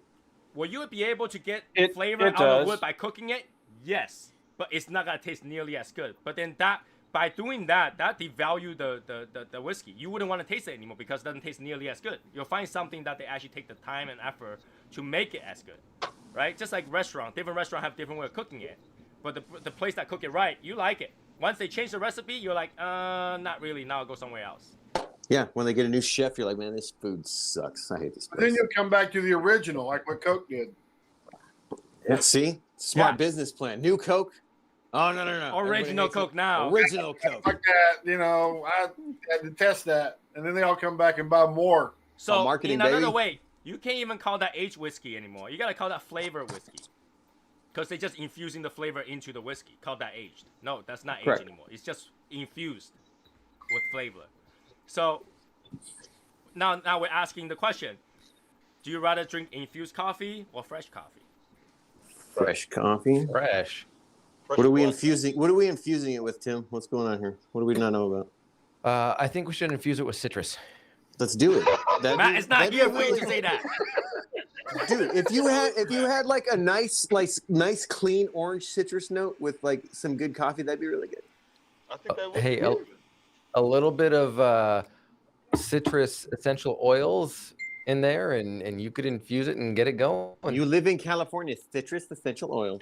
Yes. Mm. Let's do it. But now Oh my you guys God. know what I'm saying? I call that bullshit because you cannot get the age effect, but you can get the flavor in there. But that's infusion. That's not aging. You're not comparing to something that's aged, right? The reason you pay so much money for whiskey is because the time and effort that takes to store those things to age to perfection.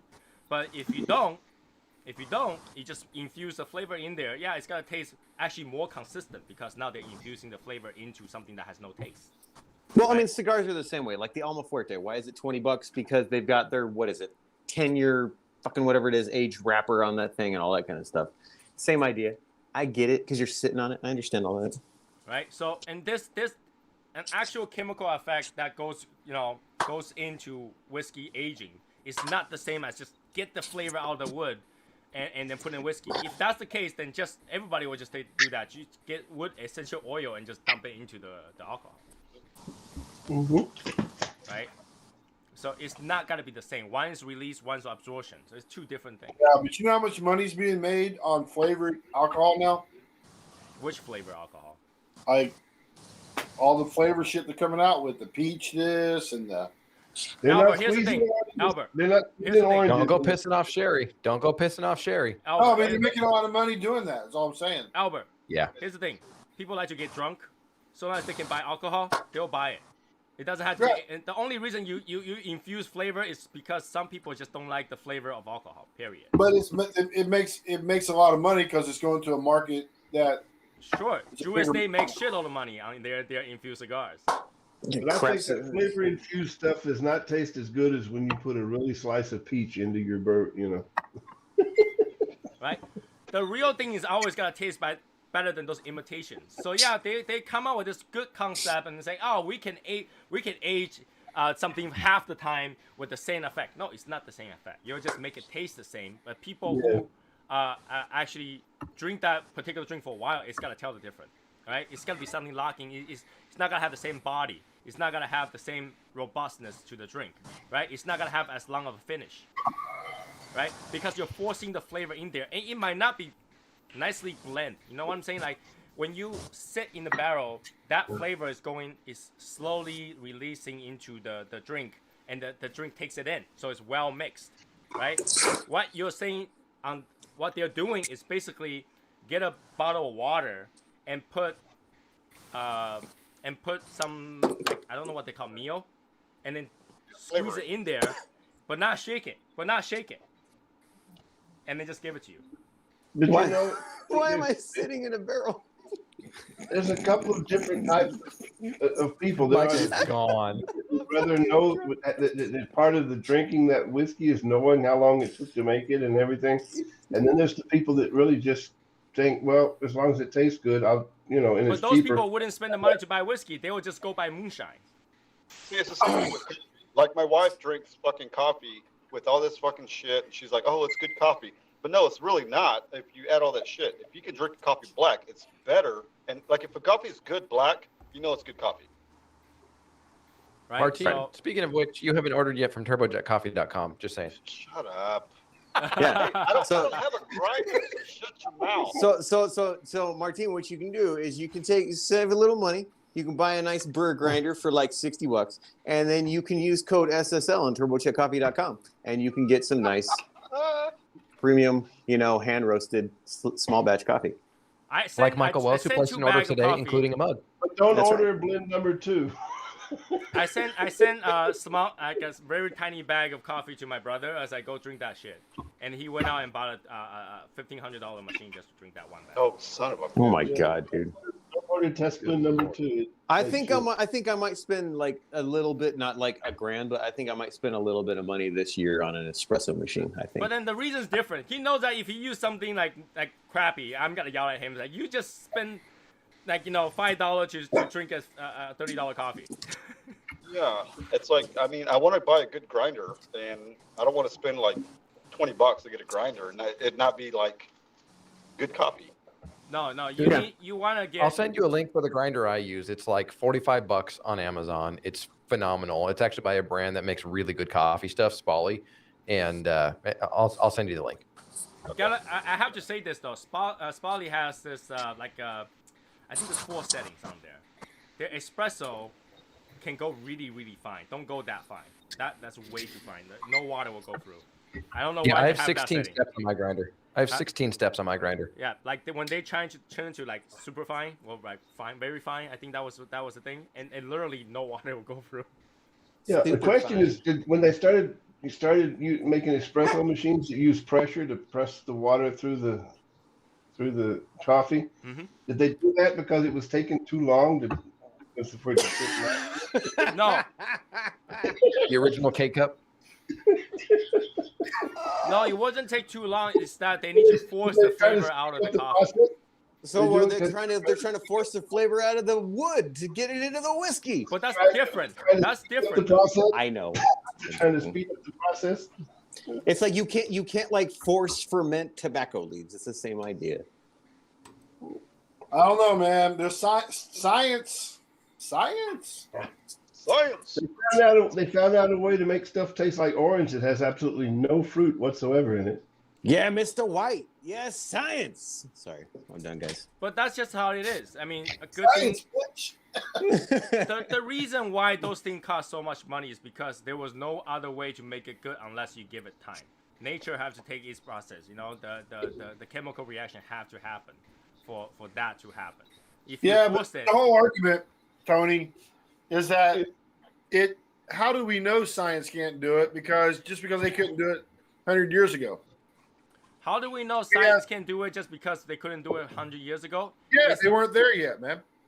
True. I mean, you're saying that science. Why don't we just use science to make something easier and better, right? I'm saying We no. do that all the time. I'm saying being open that maybe science can do something that took a fucking long time to do years ago. I'm saying that you can do the same thing, but it's not gonna be as good.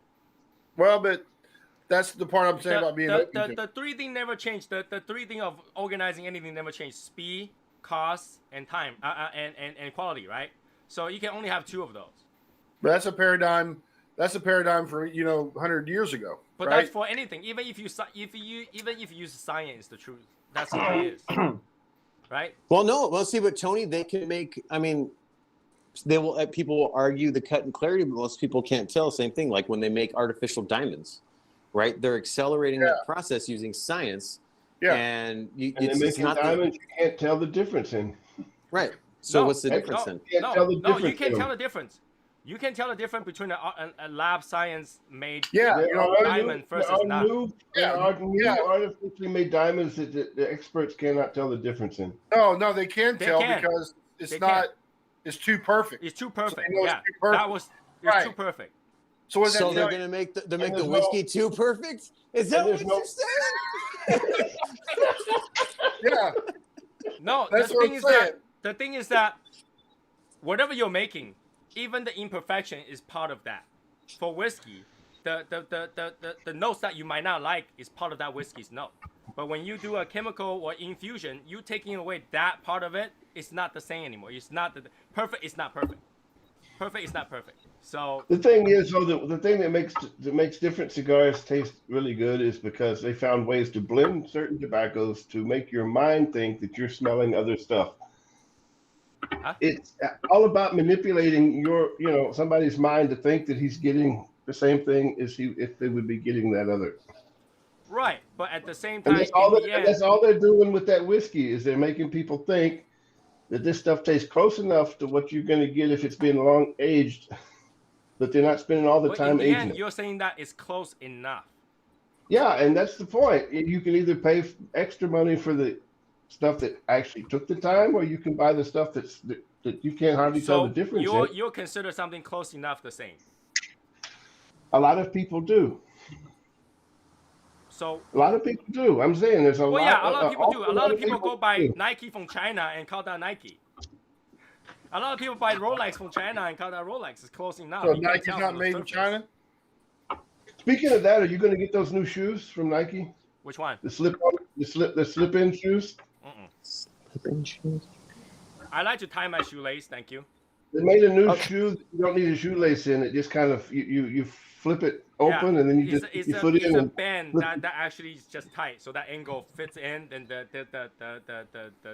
band actually tightens. You can only get it if you join the Nike website, and then you can order it. I am $20. I am. Tony's cousin made it. What are you talking about? That's why I was pretty sure that you knew about what I was talking about. I know exactly what you're talking about. Yeah, they actually released a demo video where somebody just go boom, and then it was flat. Okay, but the problem with that is wear and tear. That band, flexible band, it will eventually lose its electricity, so it won't keep it tight. And that's where you go buy a new one. Let's say I'm just waiting for the Marty McFlies. They made those, bro. They did. Yeah, if you have $9,000, you could have bought a pair. Yeah, but like legit in market, not like only the bougie people are gonna drop the money on that. Well, no, they use the money for charity. So I was gonna make such a terrible analogy about You like know, the fake is not real and all that. they use the money that was gathered from the shoot for that foundation that treats this disease. I can't remember the name of that disease. Well, it's if it's like Parkinson's for Michael J. Fox, it makes sense. Yeah, that's what it is. Yeah, that's what they spent all the money, all the profit proceeds went to that. Oh, there you go. Yeah, It's cool. Yeah. that's how they get away with not paying the licensing for that. What's up, Martine? Steinhafer is in the chat. But I would rather have shoes. I would rather have shoes that you actually have to take the time to lace up, and not. You guys know that I bought the electric shoes, right? The one that you press a button that ties it up. It's not the same thing as when you have to pull the strings tight your stuff, Why, Tony? Why? I bought it though. You guys know Why? I showed you guys, right? I don't Of wear course it you did. anymore. Why? It's not comfortable. Did you also buy the shoes that you pump up? Those are actually pretty I nice. all had those, bro. Reebok pumps. Yeah, Reeboks. Those are nice. Those are nice. But yeah, I stopped wearing those shoes because it will tighten up. It was nice, but then it's not the same as the shoelace that has a give to it. So it's not the same. Wasn't your hand turned the wrong way though, Martin? Shouldn't it have been pumped up? Like I didn't wear that shoe so long, the battery died. Yeah. Can you recharge it? You could, but then it's not gonna hold the battery at the same as before if you let it run all the way out. So drain the battery all the way out, it's not gonna be the same. Yeah. So yeah, I like to tie the shoelace now because like that I put it in there, it's not that comfortable after a while. So see, my question, James, was going to be: you like the shoes that you can tie up, but can you reach the shoelaces to tie them up? Bro, I was gonna go the same place, but I bit my tongue. Wait a second. Let's stop right there. When you tie your shoelace, do you stand to tie your shoelace, or do you sit on the chair to tie your shoelace? Either I way. sit on a chair to tie my shoelaces. I sit down to tie my shoelace. I never have problem reaching to my shoelace. I sit down to tie my shoelace. I can do either. It doesn't matter. So it doesn't matter what age you are. If you sit down, you should be able to tie your shoelace. They're talking about me being too fat to see my Yes, gosh darn it, Tony. That's why you have a significant other. My wife does not tie her shoelace. I tie her shoelaces.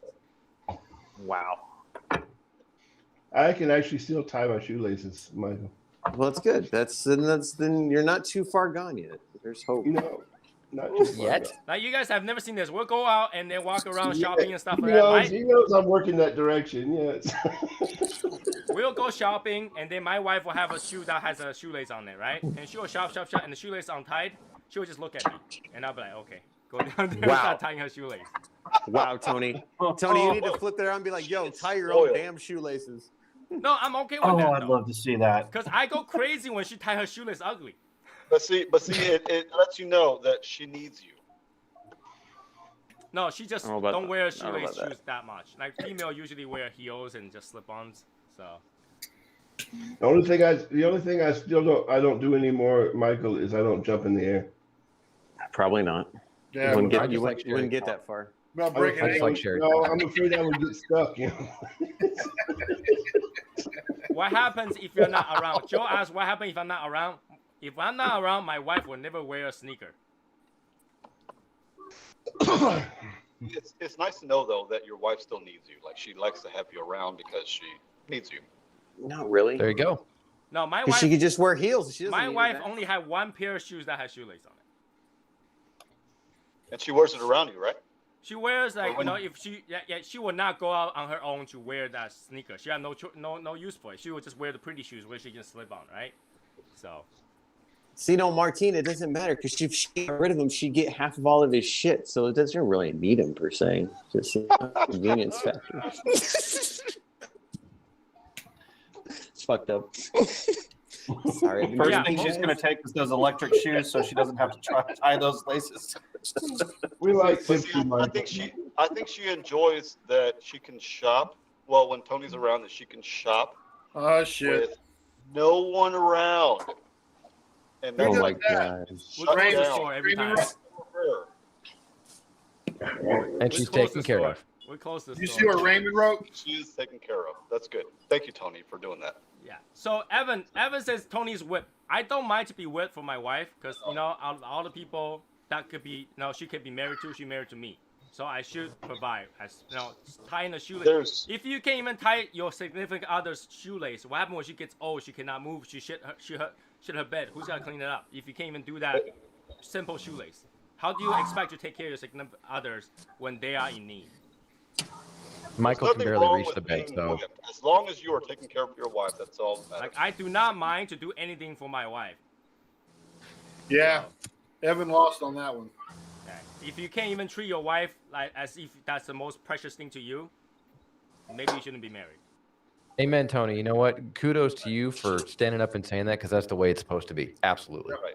I agree. Right? Of all the people she could have married and dedicate her youth to, she dedicated to me, right? So at least I can do is tie her shoelace.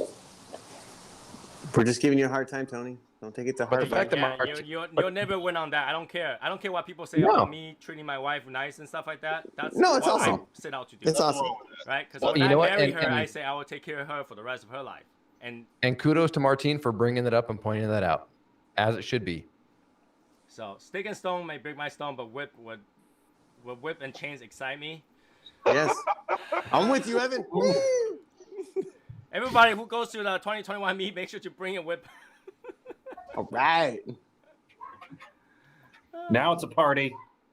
Yes. It's felt sorry for your wife. I don't understand. Evan trolling, man, is what he's doing. Yeah, I mean, again, this is something I truly believe. If you can't take care of your wife, you shouldn't ruin her life. Well, she said I do once, so she ruined it herself. And then we just got to try and make it better for her. But she say I do because she believed that you will take care of her. There you go. There you Right? go. Like she that your word has value, but when you don't, your word has no value. Then what are you? That's why we say I do and not if I have to. If I have to. Fuck, man. Evan, man. So God. yeah, I would say that being a husband, your job is to take care of your wife. So now you're saying that. What about your wife? Well, my wife also tolerates me. She lets me do whatever. She supports me, right? I love that word tolerates. Sorry. That was awesome. Well, it's true though, because me as a guy, we do a lot of dumbass stuff. We do a lot of dumbass stuff that literally a lot of people would think is embarrassing. Like we do a lot of dumb stuff. We'll climb trees if we have to, right? But your wife tolerates you, right? I used to go trees. Right? Your wife makes sure that she's properly presented, not embarrass you, and that's toleration. That's she says that's okay. I understand that's who you are, right? And she's still supportive. I have down times, I have stress, but she's there, right?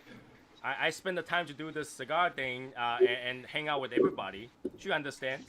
She's supportive. She pick out the cigars that I send out to you guys. So Hey, Tony. I'm just gonna say I'm getting down to the nub on my cigar, so I'm using a cigar pick that our very own Blue Collar Sticks created, and I don't know if you can see it's a great representation of when I get down to the nub that I use the proper cigar rest, especially Sundays at 3 p.m. Pacific and 6 p.m. Eastern. who's gonna be on tomorrow?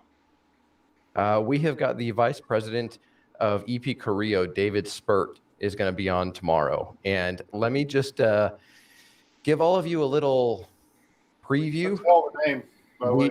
We are going to be giving away 2 autographed humidors signed by Mr. Ernesto Perez Carrillo himself. Boy. Ah, man, jealous. So Nice. you will want to be watching tomorrow because there will be 2 signed humidors by the man EP Carrillo himself tomorrow. Jealous. I'm gonna be a little jelly for the next 2. They're gonna be full of pledge. I'm excluded from this contest. I'm sure. Damn. Well, there will be one that goes to a Patreon supporter, and there will be one that goes to a non-Patreon supporter viewer. Do we have to be present to win? Well, you'll have to leave you'll have to watch the entire episode and leave a comment after it officially renders and posts to YouTube to be eligible for it. So there you go. Well, people make sure to watch it. I do watch it during the time I'm working. So, usually it's funny because when it premieres on Wednesday for the cigar show, Tim show, I literally is working while watching it. So. Yeah, I work tomorrow, so I'll probably have to catch the replay. Yeah. There you go. Well, that's where the comments matter. So for the giveaway at least. So I think there's a common consensus that we should take care of our wives, and then tying shoelace should be nothing. There you go. All right. Okay. Yeah. Ooh. All right. Go back to the cigar. Today my cigar keep going on me. So even though I tried to puffing on it. Let's see if this Cameroon's worth of shit. Let's find out. Hey, so by the way, when is the box troll coming out? The box They're what? on back. They're on back order right now. Oh shit. The box what? Box troll. Martine's calling it the box troll because he's funny. Shit. What is it? This is it's a box press Maduro. Oh, okay. Yeah, Why do you call it box troll? Because Martine thinks it's funny. Yeah, because it falls in line with the little guy cigar shop. So you got little guy, he's a troll, and it's box press, so box troll. But why wouldn't you call it box Oompa Loompas?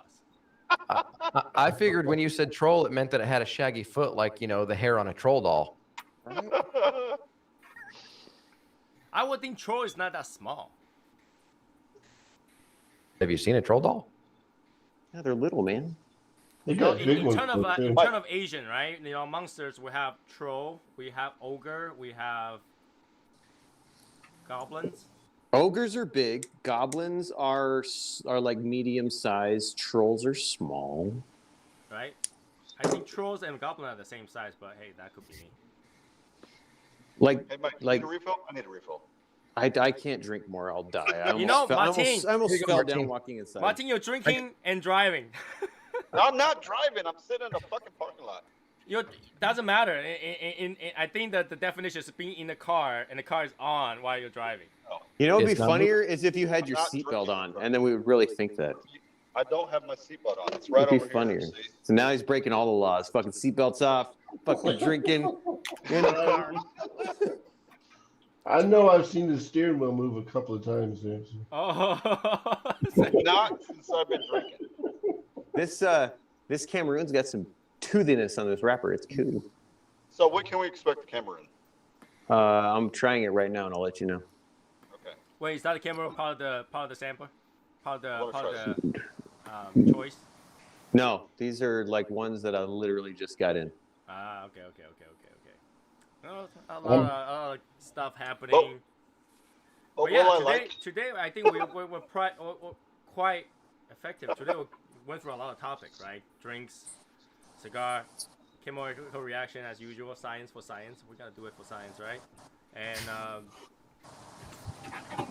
in the end, I think that the thing, I think it comes to good thing takes time, right? Good thing takes time, and then you can go to shortcuts. There's always shortcuts, right?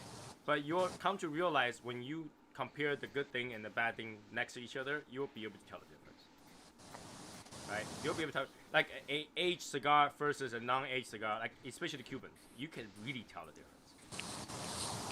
Yeah, one's sour. It's just fucking awful. And so same thing with coffee, though. Same thing with coffee. If fresh or infused, you will be able to tell the difference. There will be always something that tells you that's not right. Fresh squeezed versus concentrated orange juice. That's the thing. Concentrated orange juice are not even orange juice. It's orange juice with water in it. No, concentrated orange juice is not even orange juice. I don't even think that those are like orange or something else in there. No, it's actually orange. They concentrate it down, and they add water to it. At least it says on the package 100% orange juice. So. Hey, at the end of the day, let's just all agree that Matt wouldn't be able to tell the difference. right. It's true. Yeah. Okay, Martine, do you like something that's got that inherent spice? Something that has what spice? An inherent spice, I didn't even know just that it in was general. What do you mean? Like, okay, when on the draw, it's got like a mild to medium spice. On the retro, it's got just like a spice that is palatable, like the naranja. So you're saying it's got spicery in it? Yeah, spicery. But going back to probably the like orange this. juice, guys, you guys have drinking like fresh squeezed orange juice before, right? And you feel Yeah, like it tastes the the same two thing times as I've made it. 100% orange juice bottled. Yeah, Matt says it tastes like water. It didn't taste the same to me, so I don't know. It did That's not not the taste same. the same to me. I actually feel like just like grape juice. Grape juice tastes nothing like grape. It's just Grape me. juice. What? Unless it's fermented, then it tastes like grape. Okay, when you eat a grape, right, that flavor is different than a grape juice. Okay, now the difference is if you take like a grape that is almost too ripe, and you eat it, it's got to be like one of the black grapes, like one of the dark purple grapes. It'll have a very similar taste to grape juice. I taste them all the time. I just don't think they're the same. That's why I don't drink grape juice, because they don't taste the same to me. And strawberry juice, strawberry juice or strawberry flavored juice. Oh, tastes man. nothing No, like no, strawberry. that's different. That's That's way different. too yeah. sweet. You can tell us if orange juice tastes like water to him. The only thing that I think that tastes very similar, if not the same, is cranberry juice. They taste the same. Cranberry and cranberry juice taste the same. But But you orange can't. The issue with cranberry juice is you can't get 100% cranberry juice. It all has apple juice and pear juice and all that stuff in it. You can't get 100% apple juice. Or I mean, cranberry juice. it will be very sweet. No, Juice by itself, it's got a bitter tast though to it. and also there's another one. Watermelon juice. Watermelon juice never tastes like watermelon. Well, that's because they put apple juice and shit in it. That's why. So I don't know. The juice never tastes like actual thing to me. Grapefruit juice never tastes the same as the grapefruit juice that's squeezed. Matt's ready to stream Call of Duty. Yeah, he's about to. Hey Matt, what's going on, man? Watermelon now No, he's on the meat. eating fresh watermelon and stuff. Hey, Tim just mentioned Sherry. When you love someone, you do whatever it takes to take care of them. I can tell you that I truly feel how much Sherry loves her husband. Oh yeah. Every time she makes a post, I truly feel it. So. Yep. See, I want He that is, kind a, of pe- love. he is a piece of her forever. Yeah. So Mhm. no, I don't know. It's very different for some people, but then you can really tell, like love is in there, and the feelings you have, how much you miss miss him. It really shows. So. Yep. Yeah, I mean, I got to say, I mean, I really have I don't even know what the word is, but Sherry's lost a lot of people in her life, and I feel bad for her. But at the same time, she the love that she expresses for everybody, even like here in the Legion, it's way up there. She deserves respect for the way that she loves on people and approaches people. There's nothing short of deserving respect. I wanna put it out there But one because I thing do. about it is she doesn't know my name. Like, what the hell? Hey, she calls me Alfred. That's right. It's funnier that way. It's okay, James. It's okay. All right, man. Hashtag Cigar Jump TV. What it do? What mean what it do? What it do? What it do? What it do? You mean What it what's do? up? Hey, yo, what it do, homie? What to do? What to Is do, that Fred? some sort of like a regional thing? Oh, no, I mean, Carson. that's Carson. something that I don't. That's Carson. That's a fellow cigar reviewer. He's a good guy. That's Carson. What's up, Carson? What's going on, bud? Carson no, is a but good guy. is what it do something like a regional kind of thing? It's like saying what. No, it's just slang, dude. Playing like what up? It's like if you're speaking Spanish, you're like, "Orale, güey." It means it's like, "What's up?" Yeah, I'm asking if that was a regional thing. Come on, gee. No, it's not. It's just not a I've regional never heard thing. anybody say it. It could be because I'm this region, Tony, you got to come at us with some slang of your own, man. We got to hear like what's some slang of your own that we're not going to understand. Everything I say is a slang because you guys can't understand it anyway. Well, Tony writes better than he speaks. Ashhead, I don't know who Ashhead is, but with I a do. name like Ashhead, he ought to have Ash Queen on his show, man. well, see, hold on. You don't know Ashhead, but you watch my videos. What's up with that? Carson is a legit good guy. And That's he all is- good. I'm not saying bad at all. I'm saying he Yeah. should have the Ash Queen on his show then, if he's got Ashhead as his name. I have Carson no not problem only- with any of the viewer for Martin and Maya's review, but I Yes. have big problem with this Martin guy. Oh God. Yeah. Look, I started watching Ashhead because of Martine, what he said on his last review, and dude's legit, man. Like his videos are quick, short, to the point, and he's got a little bit of funny stuff in there, but not overdrawn. I love it. No, he's like straight to the point. Like you said, Matt, he's straight to the point. He gets good flavor notes. He's legit. He knows what he's talking about. And there's a reason why his channel is growing as quickly as it is. Oh yeah, exactly. It's like, So I want to know. now. I gave so many people those shout outs in that video I made.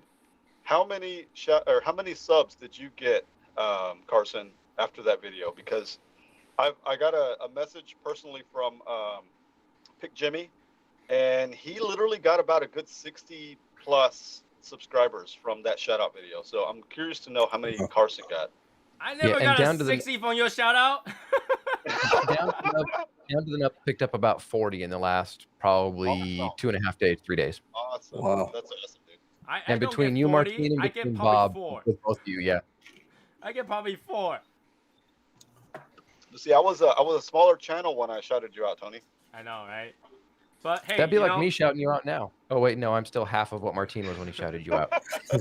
Martine grows so fast. I remember we used to give shout out to Martines. Right now it's the reverse because Martine growed. Well, Martine started the same time we started, and then you look where Martine is right now. Martine is a superstar. But see, I shout out people that I support, that I know that are going to grow and they have something going on their channel. So for me to put a video out like that, like I really want those channels to grow and in a way, I guess, motivate them to just keep doing what they're doing because they're putting out awesome content. Yeah, and the channel you shouted out last year, I left. Maybe that was my bad. See?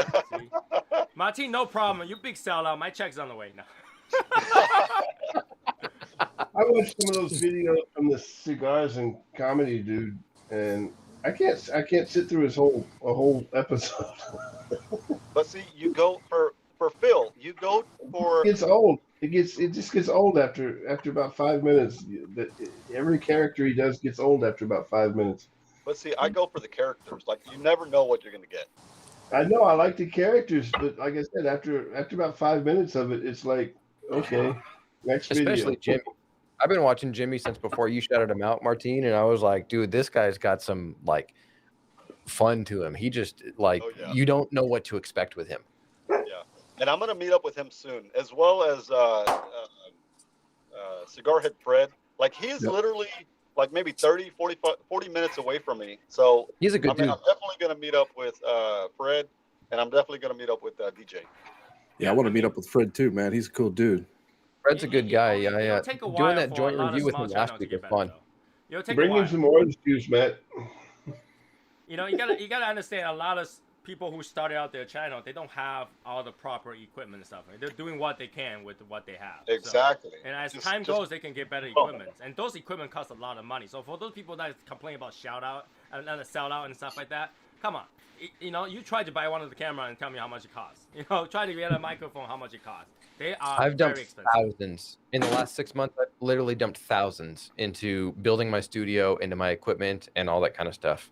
Right. So you know. Wait, Martine, was I supposed to send you money? Wait, what? Damn it! Talking about sellouts and like fucking like, was I supposed to send you money?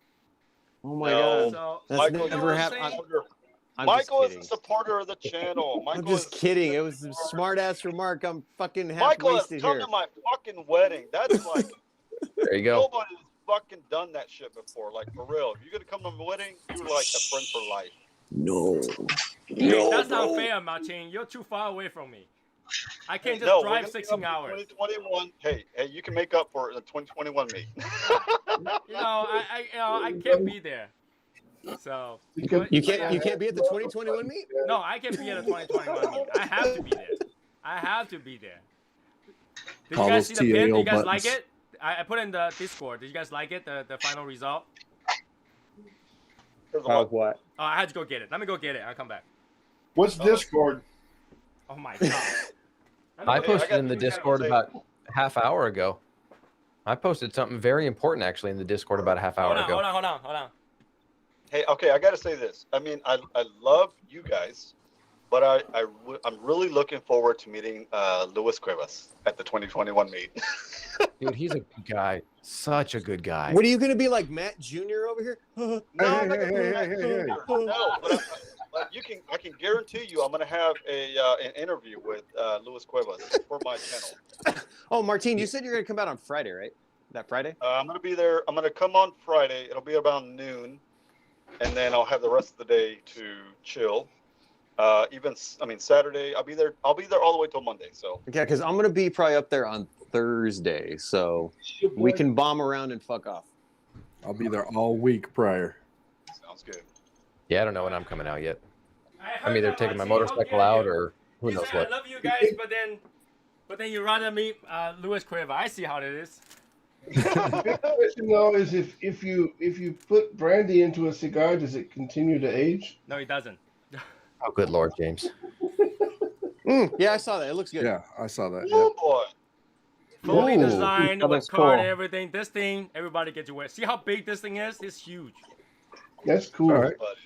All See, right? Sherry was talking about holding ash. This Cameroon's holding ash like a mofo, dog. There you go. So yeah, everybody, that's the part of the swag kit. As more things come in, I'll show it to you guys. But yeah, this is the first one that showed up. Sherry Martine yes, might not be I am. looking forward to meeting I you. am. I am. I'm looking forward to meeting the Ash Queen. Oh, yeah. Oh yeah. Yep. Sherry can I have am. like 5 drinks. I'll have half a drink. We'll have a good time. Me myself too. I'm excited to meet Miss Sherry. I thought you were gonna say me. Fuck you, Matt. I know Hashimoto. What about me? What about me? Oh, I'm ready to meet everybody, man. I've already met Brandon.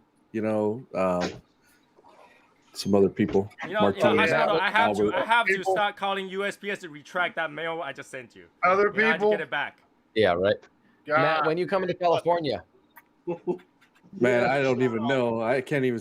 I just talked to my the president of the company, and he was like, "Oh yeah, we're still not traveling until at least the end of February." So There's too much. When you get to California. Right now, so. When you Hey, get to real California, I got a chair in here right here for you. oh yeah, buddy, I'm there. I saw real my quick, father-in-law today. And he was asking me, "When do you think travel will become normal again?" I was like, "What is normal? What is 2024. normal? Huh? Yeah, I Because- hope it gets 24. back to normal by No, September. because last time when like 9/11 happened, you know, and we go, when it's gonna be normal? Now the normal is going through a bunch of things, X-ray and everything, just to get through. That's the normal. So the next normal, what is normal? You know? See, Tony, I was looking at all this stuff the other day, and I was like, if we go to the DR, I might have it easier than you guys because I've already had COVID. So I could show like a positive test and like that I've already been positive before, and I'm in good health and all that. I might have it easier than you guys. No, because they tell you that you can still get it even after you get it. Yeah. So I mean, going there, coming back, whatever. But going there, I'd be like, yo, they're like, all right, cool. No, they'll still test you. Shut up. Hey, real quick, big shout out to Ashhead Cigar Junkie, Carson. He's in the chat. If you guys Two have of them not are in already the chat. watched, Hold on. All right. hold on. Please He go. has already- He's been in the chat. He's been in the chat, but he also did a cigar review on the Punch Egg Roll. Yep, That I just cigar watched it. was like a favorite of the Shadow Smokers Legion. So, big shout out to you for doing that because a lot of the people watching this live will probably watch that video because we loved it so much. Yeah, Well, that chop was the suey was thing. terrible. Egg roll wasn't bad at all. No. I love the chop suey. No. Well, you don't taste orange, so I don't really. Speak for yourself, brother. Speak for yourself. So let's go back. Let's rewind just a little bit, okay? We had two people, right? We had the Ashhead Cigar Junkie TV. So people who's watching this should go watch that because I'm gonna watch that Yes. tomorrow. And Yes. we have who else? There was another. Blue collar sticks. Blue collar steak. Yep. Was that the So Pick I- Jimmy I- Cigar Review? Pick Jimmy Cigar Review is one of them too. Yes, Yeah. Big Jimmy is one of Big my Jimmy's a good guy. local Texas dudes. Yeah. So go watch Pick Jimmy Cigar Wait a Review. minute, is Big You Jimmy know that guy? Here's the thing. Support the new people, okay? Even if you don't watch Yes. them, go subscribe it, all right? You never know when they will have an interest one that you want to watch it. Yeah, Right. But if you don't subscribe, Yeah. you never know. And they will just kind of get piled up. All you had to do was click subscribe and it doesn't hurt. It does not hurt you. It doesn't cost you a penny. Right? No, and I'm going to shout out one more channel, and they're not in the chat panel, but I'm going to do it anyways because they were on mine, and I know Martine, I believe you subscribe to them also. Cigar Titans are two good guys that are hilarious, that banter back and forth, but they mix it up. So Cigar Titans are two legit dudes. Yeah, they're good buddies of mine. They're not far from, they're like 20 minutes from me, but Cigar Titans on YouTube is a legit channel that has grown quickly, that they're doing good stuff. Because they're putting good shit out. Yep. What's it called? Pick Jimmy? Pick Jimmy Cigar Reviews and Ashhead Cigar Junkie. And I think Jimmy is Jimi, right? Yeah, Jimi. Okay, so make sure to go there and subscribe to him. It doesn't cost you anything. It takes 2 seconds. And, you know, if you don't see whatever they post this week or next week, whatever doesn't interest you, that's fine. You know, maybe one day it'll have some subject that you're interested with. Just make sure you turn that bell on and keep watching, because there's always going to be something new come from the channels, and those channels are going to grow like crazy. Yeah, if you watch, you know, Martine's old video compared to new video, well, watch my video back in the days to this video. Big changes, right? You know, as we evolve, we change. So, you know, you never know. True to Martine, though, man. I'm going to try. I'm going to just subscribe, but if they suck, I'm unsubscribing, man. Hey, not everybody is going to find Jimmy and Carson badass, but there are going to be people who will continue to watch them because they are putting out great content. Because they're good, yeah. I'm not going to sell out, is all I'm trying to say. Oh my God, shut up. I'll sell Matt, out how much money you guys got. Is Matt trying to talk to us? Because I can't hear a single thing he's saying. Yeah, man, you got to press the button, Matt. Press the button. Did your headset die? Get your son to tell you the I can hear it. Okay, all right. What is it? Okay, so I watched Martine's review. I immediately went to a couple channels to subscribe to him, but I first off went straight to Ashhead, watched his video because the first thing I seen was pop up was that egg roll canister, the ceramic canister, and I was like, oh shit, I gotta watch it.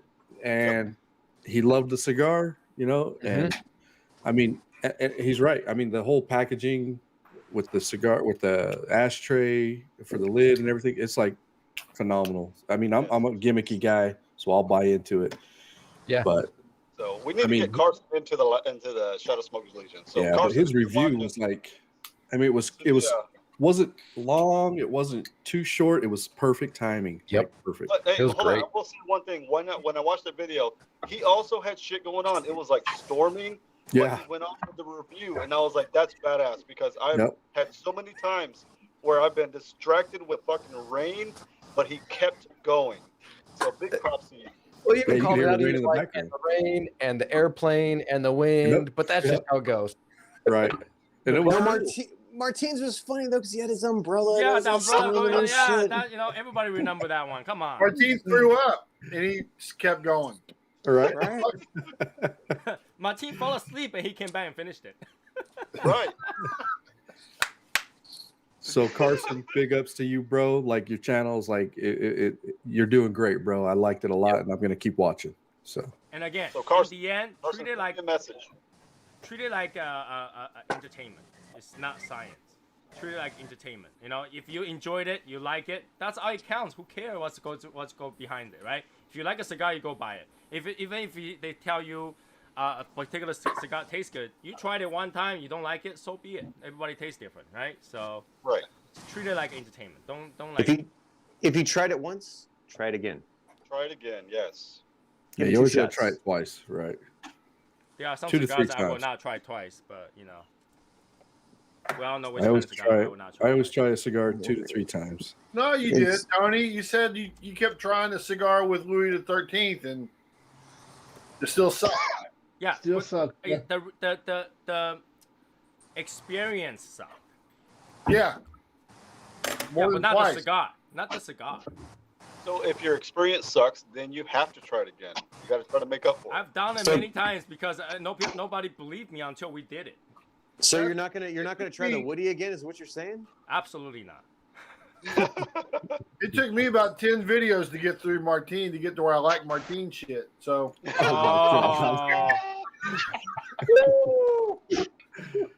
Hey Carson, one thing you need to remember is TAO, Team Asian Oil. Shut up, dude. Oh Dude, you're not even making any money off of that, man. Just heads up, man. When I'll type TAO in your comments, you'll know it's me, bro. Don't buy into the freaking crap, bro. I know, right? that Hashimoto, you Espinosa sell Naranja. The button right there. Smoke that Espinosa Naranja. Get that citrus note and be on our team. buttons now. I almost smoked that today, but I was like, no, I'm not going to give him the satisfaction. Fuck you, bro. Well, then, I might just have boxes of the Espinosa Habano box press that you can't buy then because you're being a dick. Wow. All right, I'll buy it somewhere else, bro. You ain't the only game in town. I know. Wow. But you won't get an exclusive Matt Hashimoto. No, discount. Hashimoto. It's not that he's not the only game in town. It's that your town has no game. Right. My town has no game. Zero game. I can give you the same price as they have if you want. No thanks, bro. Oh, okay. I like your pricey. Oh, doing great. that one there, right? Yeah, see? Ah, dog, Be man. careful what you wish for. Be careful Comes what full you wish circle, for. man. Fuck. Oh, my God. Don't go there, bro. It all works, man. He saves you money, you take his shit. That's the way it works. So you guys' tobacco tax is what, 80%? 80. What is it? 82%. Well, I'll make it like 80 and a half. Is that even legal to overcharge tax? No, I can set the price whatever the hell I want. True. I know I should let this thing rest a little bit, but I'm just, Just saying no, but yeah, do it. Do it. Wait, after that long of a trip, shouldn't you let it rest for at least 3 weeks? Yeah, but I can't. I mean, they just look too good to. They came a beautiful long trek across the ocean and half of Europe and shit, man. He's got to try it, bro. Yeah, more Jeff. Wait. It apparently was in Bovita on its way over here. So. Was it Movida? We do what we can. Oh yeah. So Here we go. you're telling me you're can't smoking. because I can't tell because Jeff did not put a Bovita back into it. When he sent it to me. I knew Jeff wouldn't let those sit. I knew. James, you're telling me you're smoking Cigar Right. Show Tim's #1 cigar of 2020, which just happened to be the CA Cigar 2020 Cigar of the Year. Yeah. But he also got that TAO button, so it won't taste like orange. Oh. I will agree. You will not get any kind of like citrus note from the pledge. No. I'll Okay, be I'm the gonna say judge. something. Hold on. I gotta say something real quick. So we got a lot of new people in the chats. I've noticed. So if you guys did not know, Michael Wells, who is on the chat right now, has a shop called LittleGuyCigarShop.com. I got a question for Michael. You live in Arizona. It's a lot drier climate. If we were to order cigars in the summertime, can we expect those cigars to still be smokable, shipped from Arizona, wherever in the U.S.? Yes. Of course. Yeah, because okay. Now the reason that doesn't like we've talked about this before, people take their humidity control a lot of times to an extreme. There's been times where I've gotten some stuff directly from the manufacturer. We're talking middle of the summer, right? So it's coming from Miami, traveling all the way across the U.S. to here. The next day, I'm pulling one out and smoking it without it being extra humidified, right? Because they're humidified before they get there. They come in boxes, all that kind of stuff. They're ready to go still most of the time out of the box. You can, and then since we ship everything with Bovita, yeah. Oh my God, what is all that noise? Go for it. Keep going. I said because we ship everything with Bovita, you're gonna have a little bit of fluctuation in your packaging, right? But by the time it gets there, it's gonna be smokable. It's not gonna be too high humidity. It's not gonna be dry, anything like that. The people take their humidity a little too seriously sometimes, to like an extent. I mean, we all want our stuff to be in pristine condition. If it bothers you, let it sit for a couple days. But for the most part, everything's ready to go generally right out of the box. Here, let me add to that, okay? It takes time for things to dry out to a non-smokable condition, right? So if you get to Michael, it sits at Michael's humidor, it gets at let's say 70%, right? By the time it gets to you, probably, even without Bovita pack, right? It's probably like 45-50%. That's still very smokable cigar. Like, it's not bone dry, then you can smoke it. Right? Yeah, you might prefer higher humidity or lower humidity on your cigar because too dry might burn too fast or too wet might burn too slow, right? But Michael usually adds a Bovita pack in there, so it's close as it's as close as you can get for smokable condition, right? And if you want, you have like particular niche, yeah, you have to smoke at 70-70, then yeah, you can just leave it in your humidor. Probably 1 day is enough to get to that point, right? 2 days just to be safe. But you can smoke a cigar at 40, 50, 60, 70, even 80% humidity if you want to. So like, okay, so like these Cameroons, hold on, these Cameroons had just showed up a couple days ago, right? In bundles. They've been sitting in my humidor for a couple days at 65%. I lit this up, and Cameroon wrappers are extremely finicky. It's not cracked. It's smoking perfect. It tastes great. So a lot of the time, you don't have to be as extreme you want your collection to be, and in your ideal smoking conditions that you like. But a lot of times we do get a little too obsessed with it. I mean, the stock, I try to keep everything at 65% because that's a nice happy medium, because, you know, stuff's going to set a little bit longer and things like that. My personal stuff, I keep it at 65%. It does matter. It's got to be humidified, but sometimes we do take it to a little bit of an extreme. Hey, Michael. Yes. Do you charge extra money to put the Bovida packs in there? No. Okay. Sell out, Albert. Free. Okay, see that's something you figure in, right? You have I mean, I'll be honest with you guys. You have your profit margin, right? So that's something you figure in. My wholesale cost to me on the Bovida packs to include with the orders, it's a negligible enough cost that it doesn't really it's no big deal to throw it in for free. See, like Cat right now, Cat was saying that. Cat was saying he's smoking one right out of the box that he just got his shipment in, ready to go. It's smoking great. Let's just put it out there, okay? This pledge Cigars, is smoking even great. at 70-70, if it's too far apart from your ambient temperature and humidity, it will still smoke like crap. Yeah. Right. Yes. So even at perfect humidity on your cigar, if your ambient humidity is like 1%, it's gonna crack. It's gonna pop. Right. This one is starting off really great, and it spent 2 weeks in the mail going overseas, so I know it was like way over freezing. I mean, when it comes to like temperature, it doesn't really matter. We only control the temperature, so it doesn't mold or grow or have beetles. The humidity And is it's still smoking really good to start with. So the humidity in the end, it has to do with your local ambient as well. Like, you know, you can, like I said, you can have 70-70, you put on the table for a few minutes, it's gotta start dropping the humidity. It's gotta start to release that humidity. So even when you take it out of the humidor, it might be 70-70. When you start smoking it, it's not 70-70 anymore. Right. So like Martin was saying, here in the summertime, I mean, we're at like 7-8% humidity. Even if you're keeping your humidor at 68-69%, by the time you're, you know, like 20 minutes into the cigar, it's dried out much more than what it was. Mm-hmm. Okay, so I got a question. I got a comment to add. With Cameroon wrappers, I've noticed they're very finicky. Mm-hmm. Where should you keep your Cameroon cigars at a higher percentage humidity? No. It's the same thing as like, okay, got an Ecuadorian Habano. They're a little bit thinner. Right. Same thing with your Connecticut Shades. They're a little bit thinner wrapper. The Cameroon is the same thing. It's just a little bit thinner wrapper. So it you just keep it at your ideal smoking humidity that you like. it would make it more sense for you to keep it at a lower humidity than a higher humidity. Because higher humidity is going to expand, it could crack. Yeah, exactly. Higher I've also humidity is going heard- to cause that thing to crack because it's going to expand as soon as you light it. But I've Water also heard that you get and more boil. flavor out of a Cameroon if it's at a higher percentage humidity. That I don't know.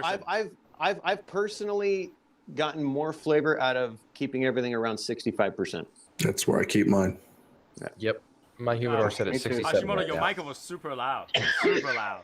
He's a attention whore. But here, let's just put it out there, okay? If you want to be safe, you want to make sure your cigar smoke well, is to put it in the ambient environment for like 10, 15, 20 minutes before you start smoking it. Yeah, you let it acclimate.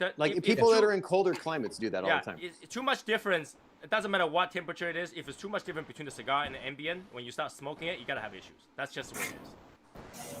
Right? If it's very close, even if it's super bone dry, you can still smoke it.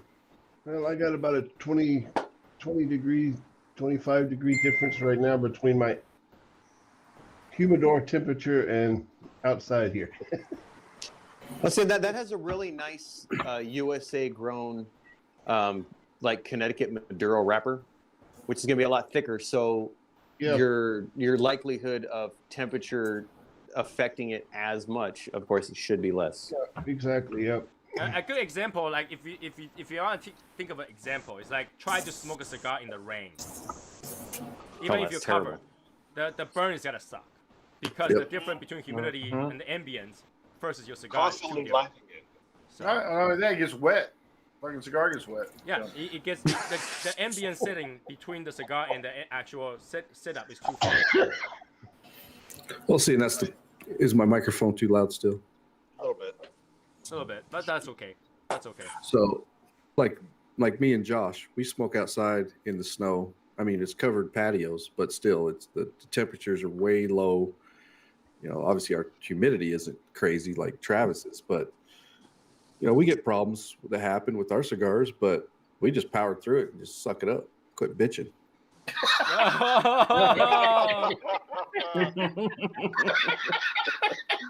In the end, cigars supposed to be enjoyed. If you put too much effort to it, it might not be worth it. Sack up, Buttercup. Well, it's like Tony's preference. Sometimes his smoking preference is like in the 50% humidity range. So it's what you like. I like things to burn right, and the drier it is, it will burn better. Right. That's how it is. Your money, your palate, your humidity. Yeah. So you know, Yeah, it's we all whatever like you 'em. prefer. It's whatever you prefer. I personally don't like something that's too heavily humidified because the more moisture there is, the less likely fire doesn't like water. That's just the way it is. Doing really great so far, Michael. But see, at the same time, if you have less humidity, the wrapper cracks. Yeah. Well, that's the thing. The wrapper will crack if the temperature is too much. Like it has expanded so quickly, then it will crack. But if it's very close to your ambient, it won't crack. Right. That's what we're talking about acclimation, Martin. So if you're going to have it, right, you let it sit out for, half hour, an hour, right? It's going to acclimate to your temperature a little bit. It's going to have less of that extreme transition when you're smoking it. When the cigar's got a lot more humidity in it, though, Martin, and it gets warm, that moisture, evaporates or expands and cracks a wrapper if it's really thin.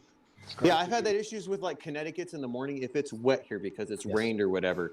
It takes and you can physically see it expanding, and all of a sudden you get towards the band and you can see it's expanded a lot, and it'll get like a little crack in it. Yeah. Yeah. Right. But it doesn't mean you can't smoke it. You can still smoke it. So, Yeah, keep on going. So less humidity in that cigar will help alleviate that problem somewhat. Yeah. So yeah, don't worry about it too much. I mean, cigar is supposed to be something enjoyable. If you gotta baby it, then it's probably not a good Yeah, but we choice. don't. I mean, we enjoy it more if the wrapper doesn't fall off because it cracked all the way up. Well, see, okay, now see, with Steinhelfer's question, with that Ogre, that is a really big cigar. That's something huge. else. If you take and you have one that's high humidity with something that large, as you're smoking it, with you puffing on it and all that stuff, you're going to actually be adding some humidity to that on top of that. So that can also create its own issues if the humidity is too high.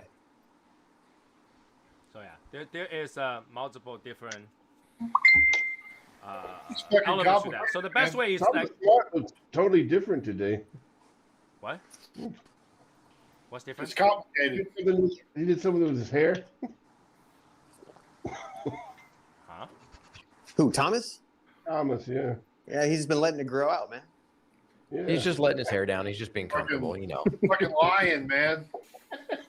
Well, anyway, so He 11:20. wanted to bring the we're beyond sexy to the time. show tonight. No, it'll be gone come April. Yeah, we're beyond our time today. So I hope you guys enjoyed tonight's show, and next week we'll try to finish up some of our test stuff, like the test blend, test coffee, test everything. We'll try those, and then hopefully I can have time to go to my other house to pick up my Louis 13, and I'll share my experience with you guys on Louis 13 because I know some people asked for it. So, hey, it's what it is. Hey Tony, can I have the bottle when you finish, man? I just want the bottle. Sure. You can pay me about $2,000. I can give it to you. All right. Well, shit. That's all right. Yeah. Actually, when you buy That's Louis just the empty 13, bottle, right? when you buy Louis 13, a lot of money Hey, goes to that. before we leave crystal. before we leave the live, I just want to say a big shout out to Elliot. He is now a member of the Shadow Smokers Legion. Where he is? Where?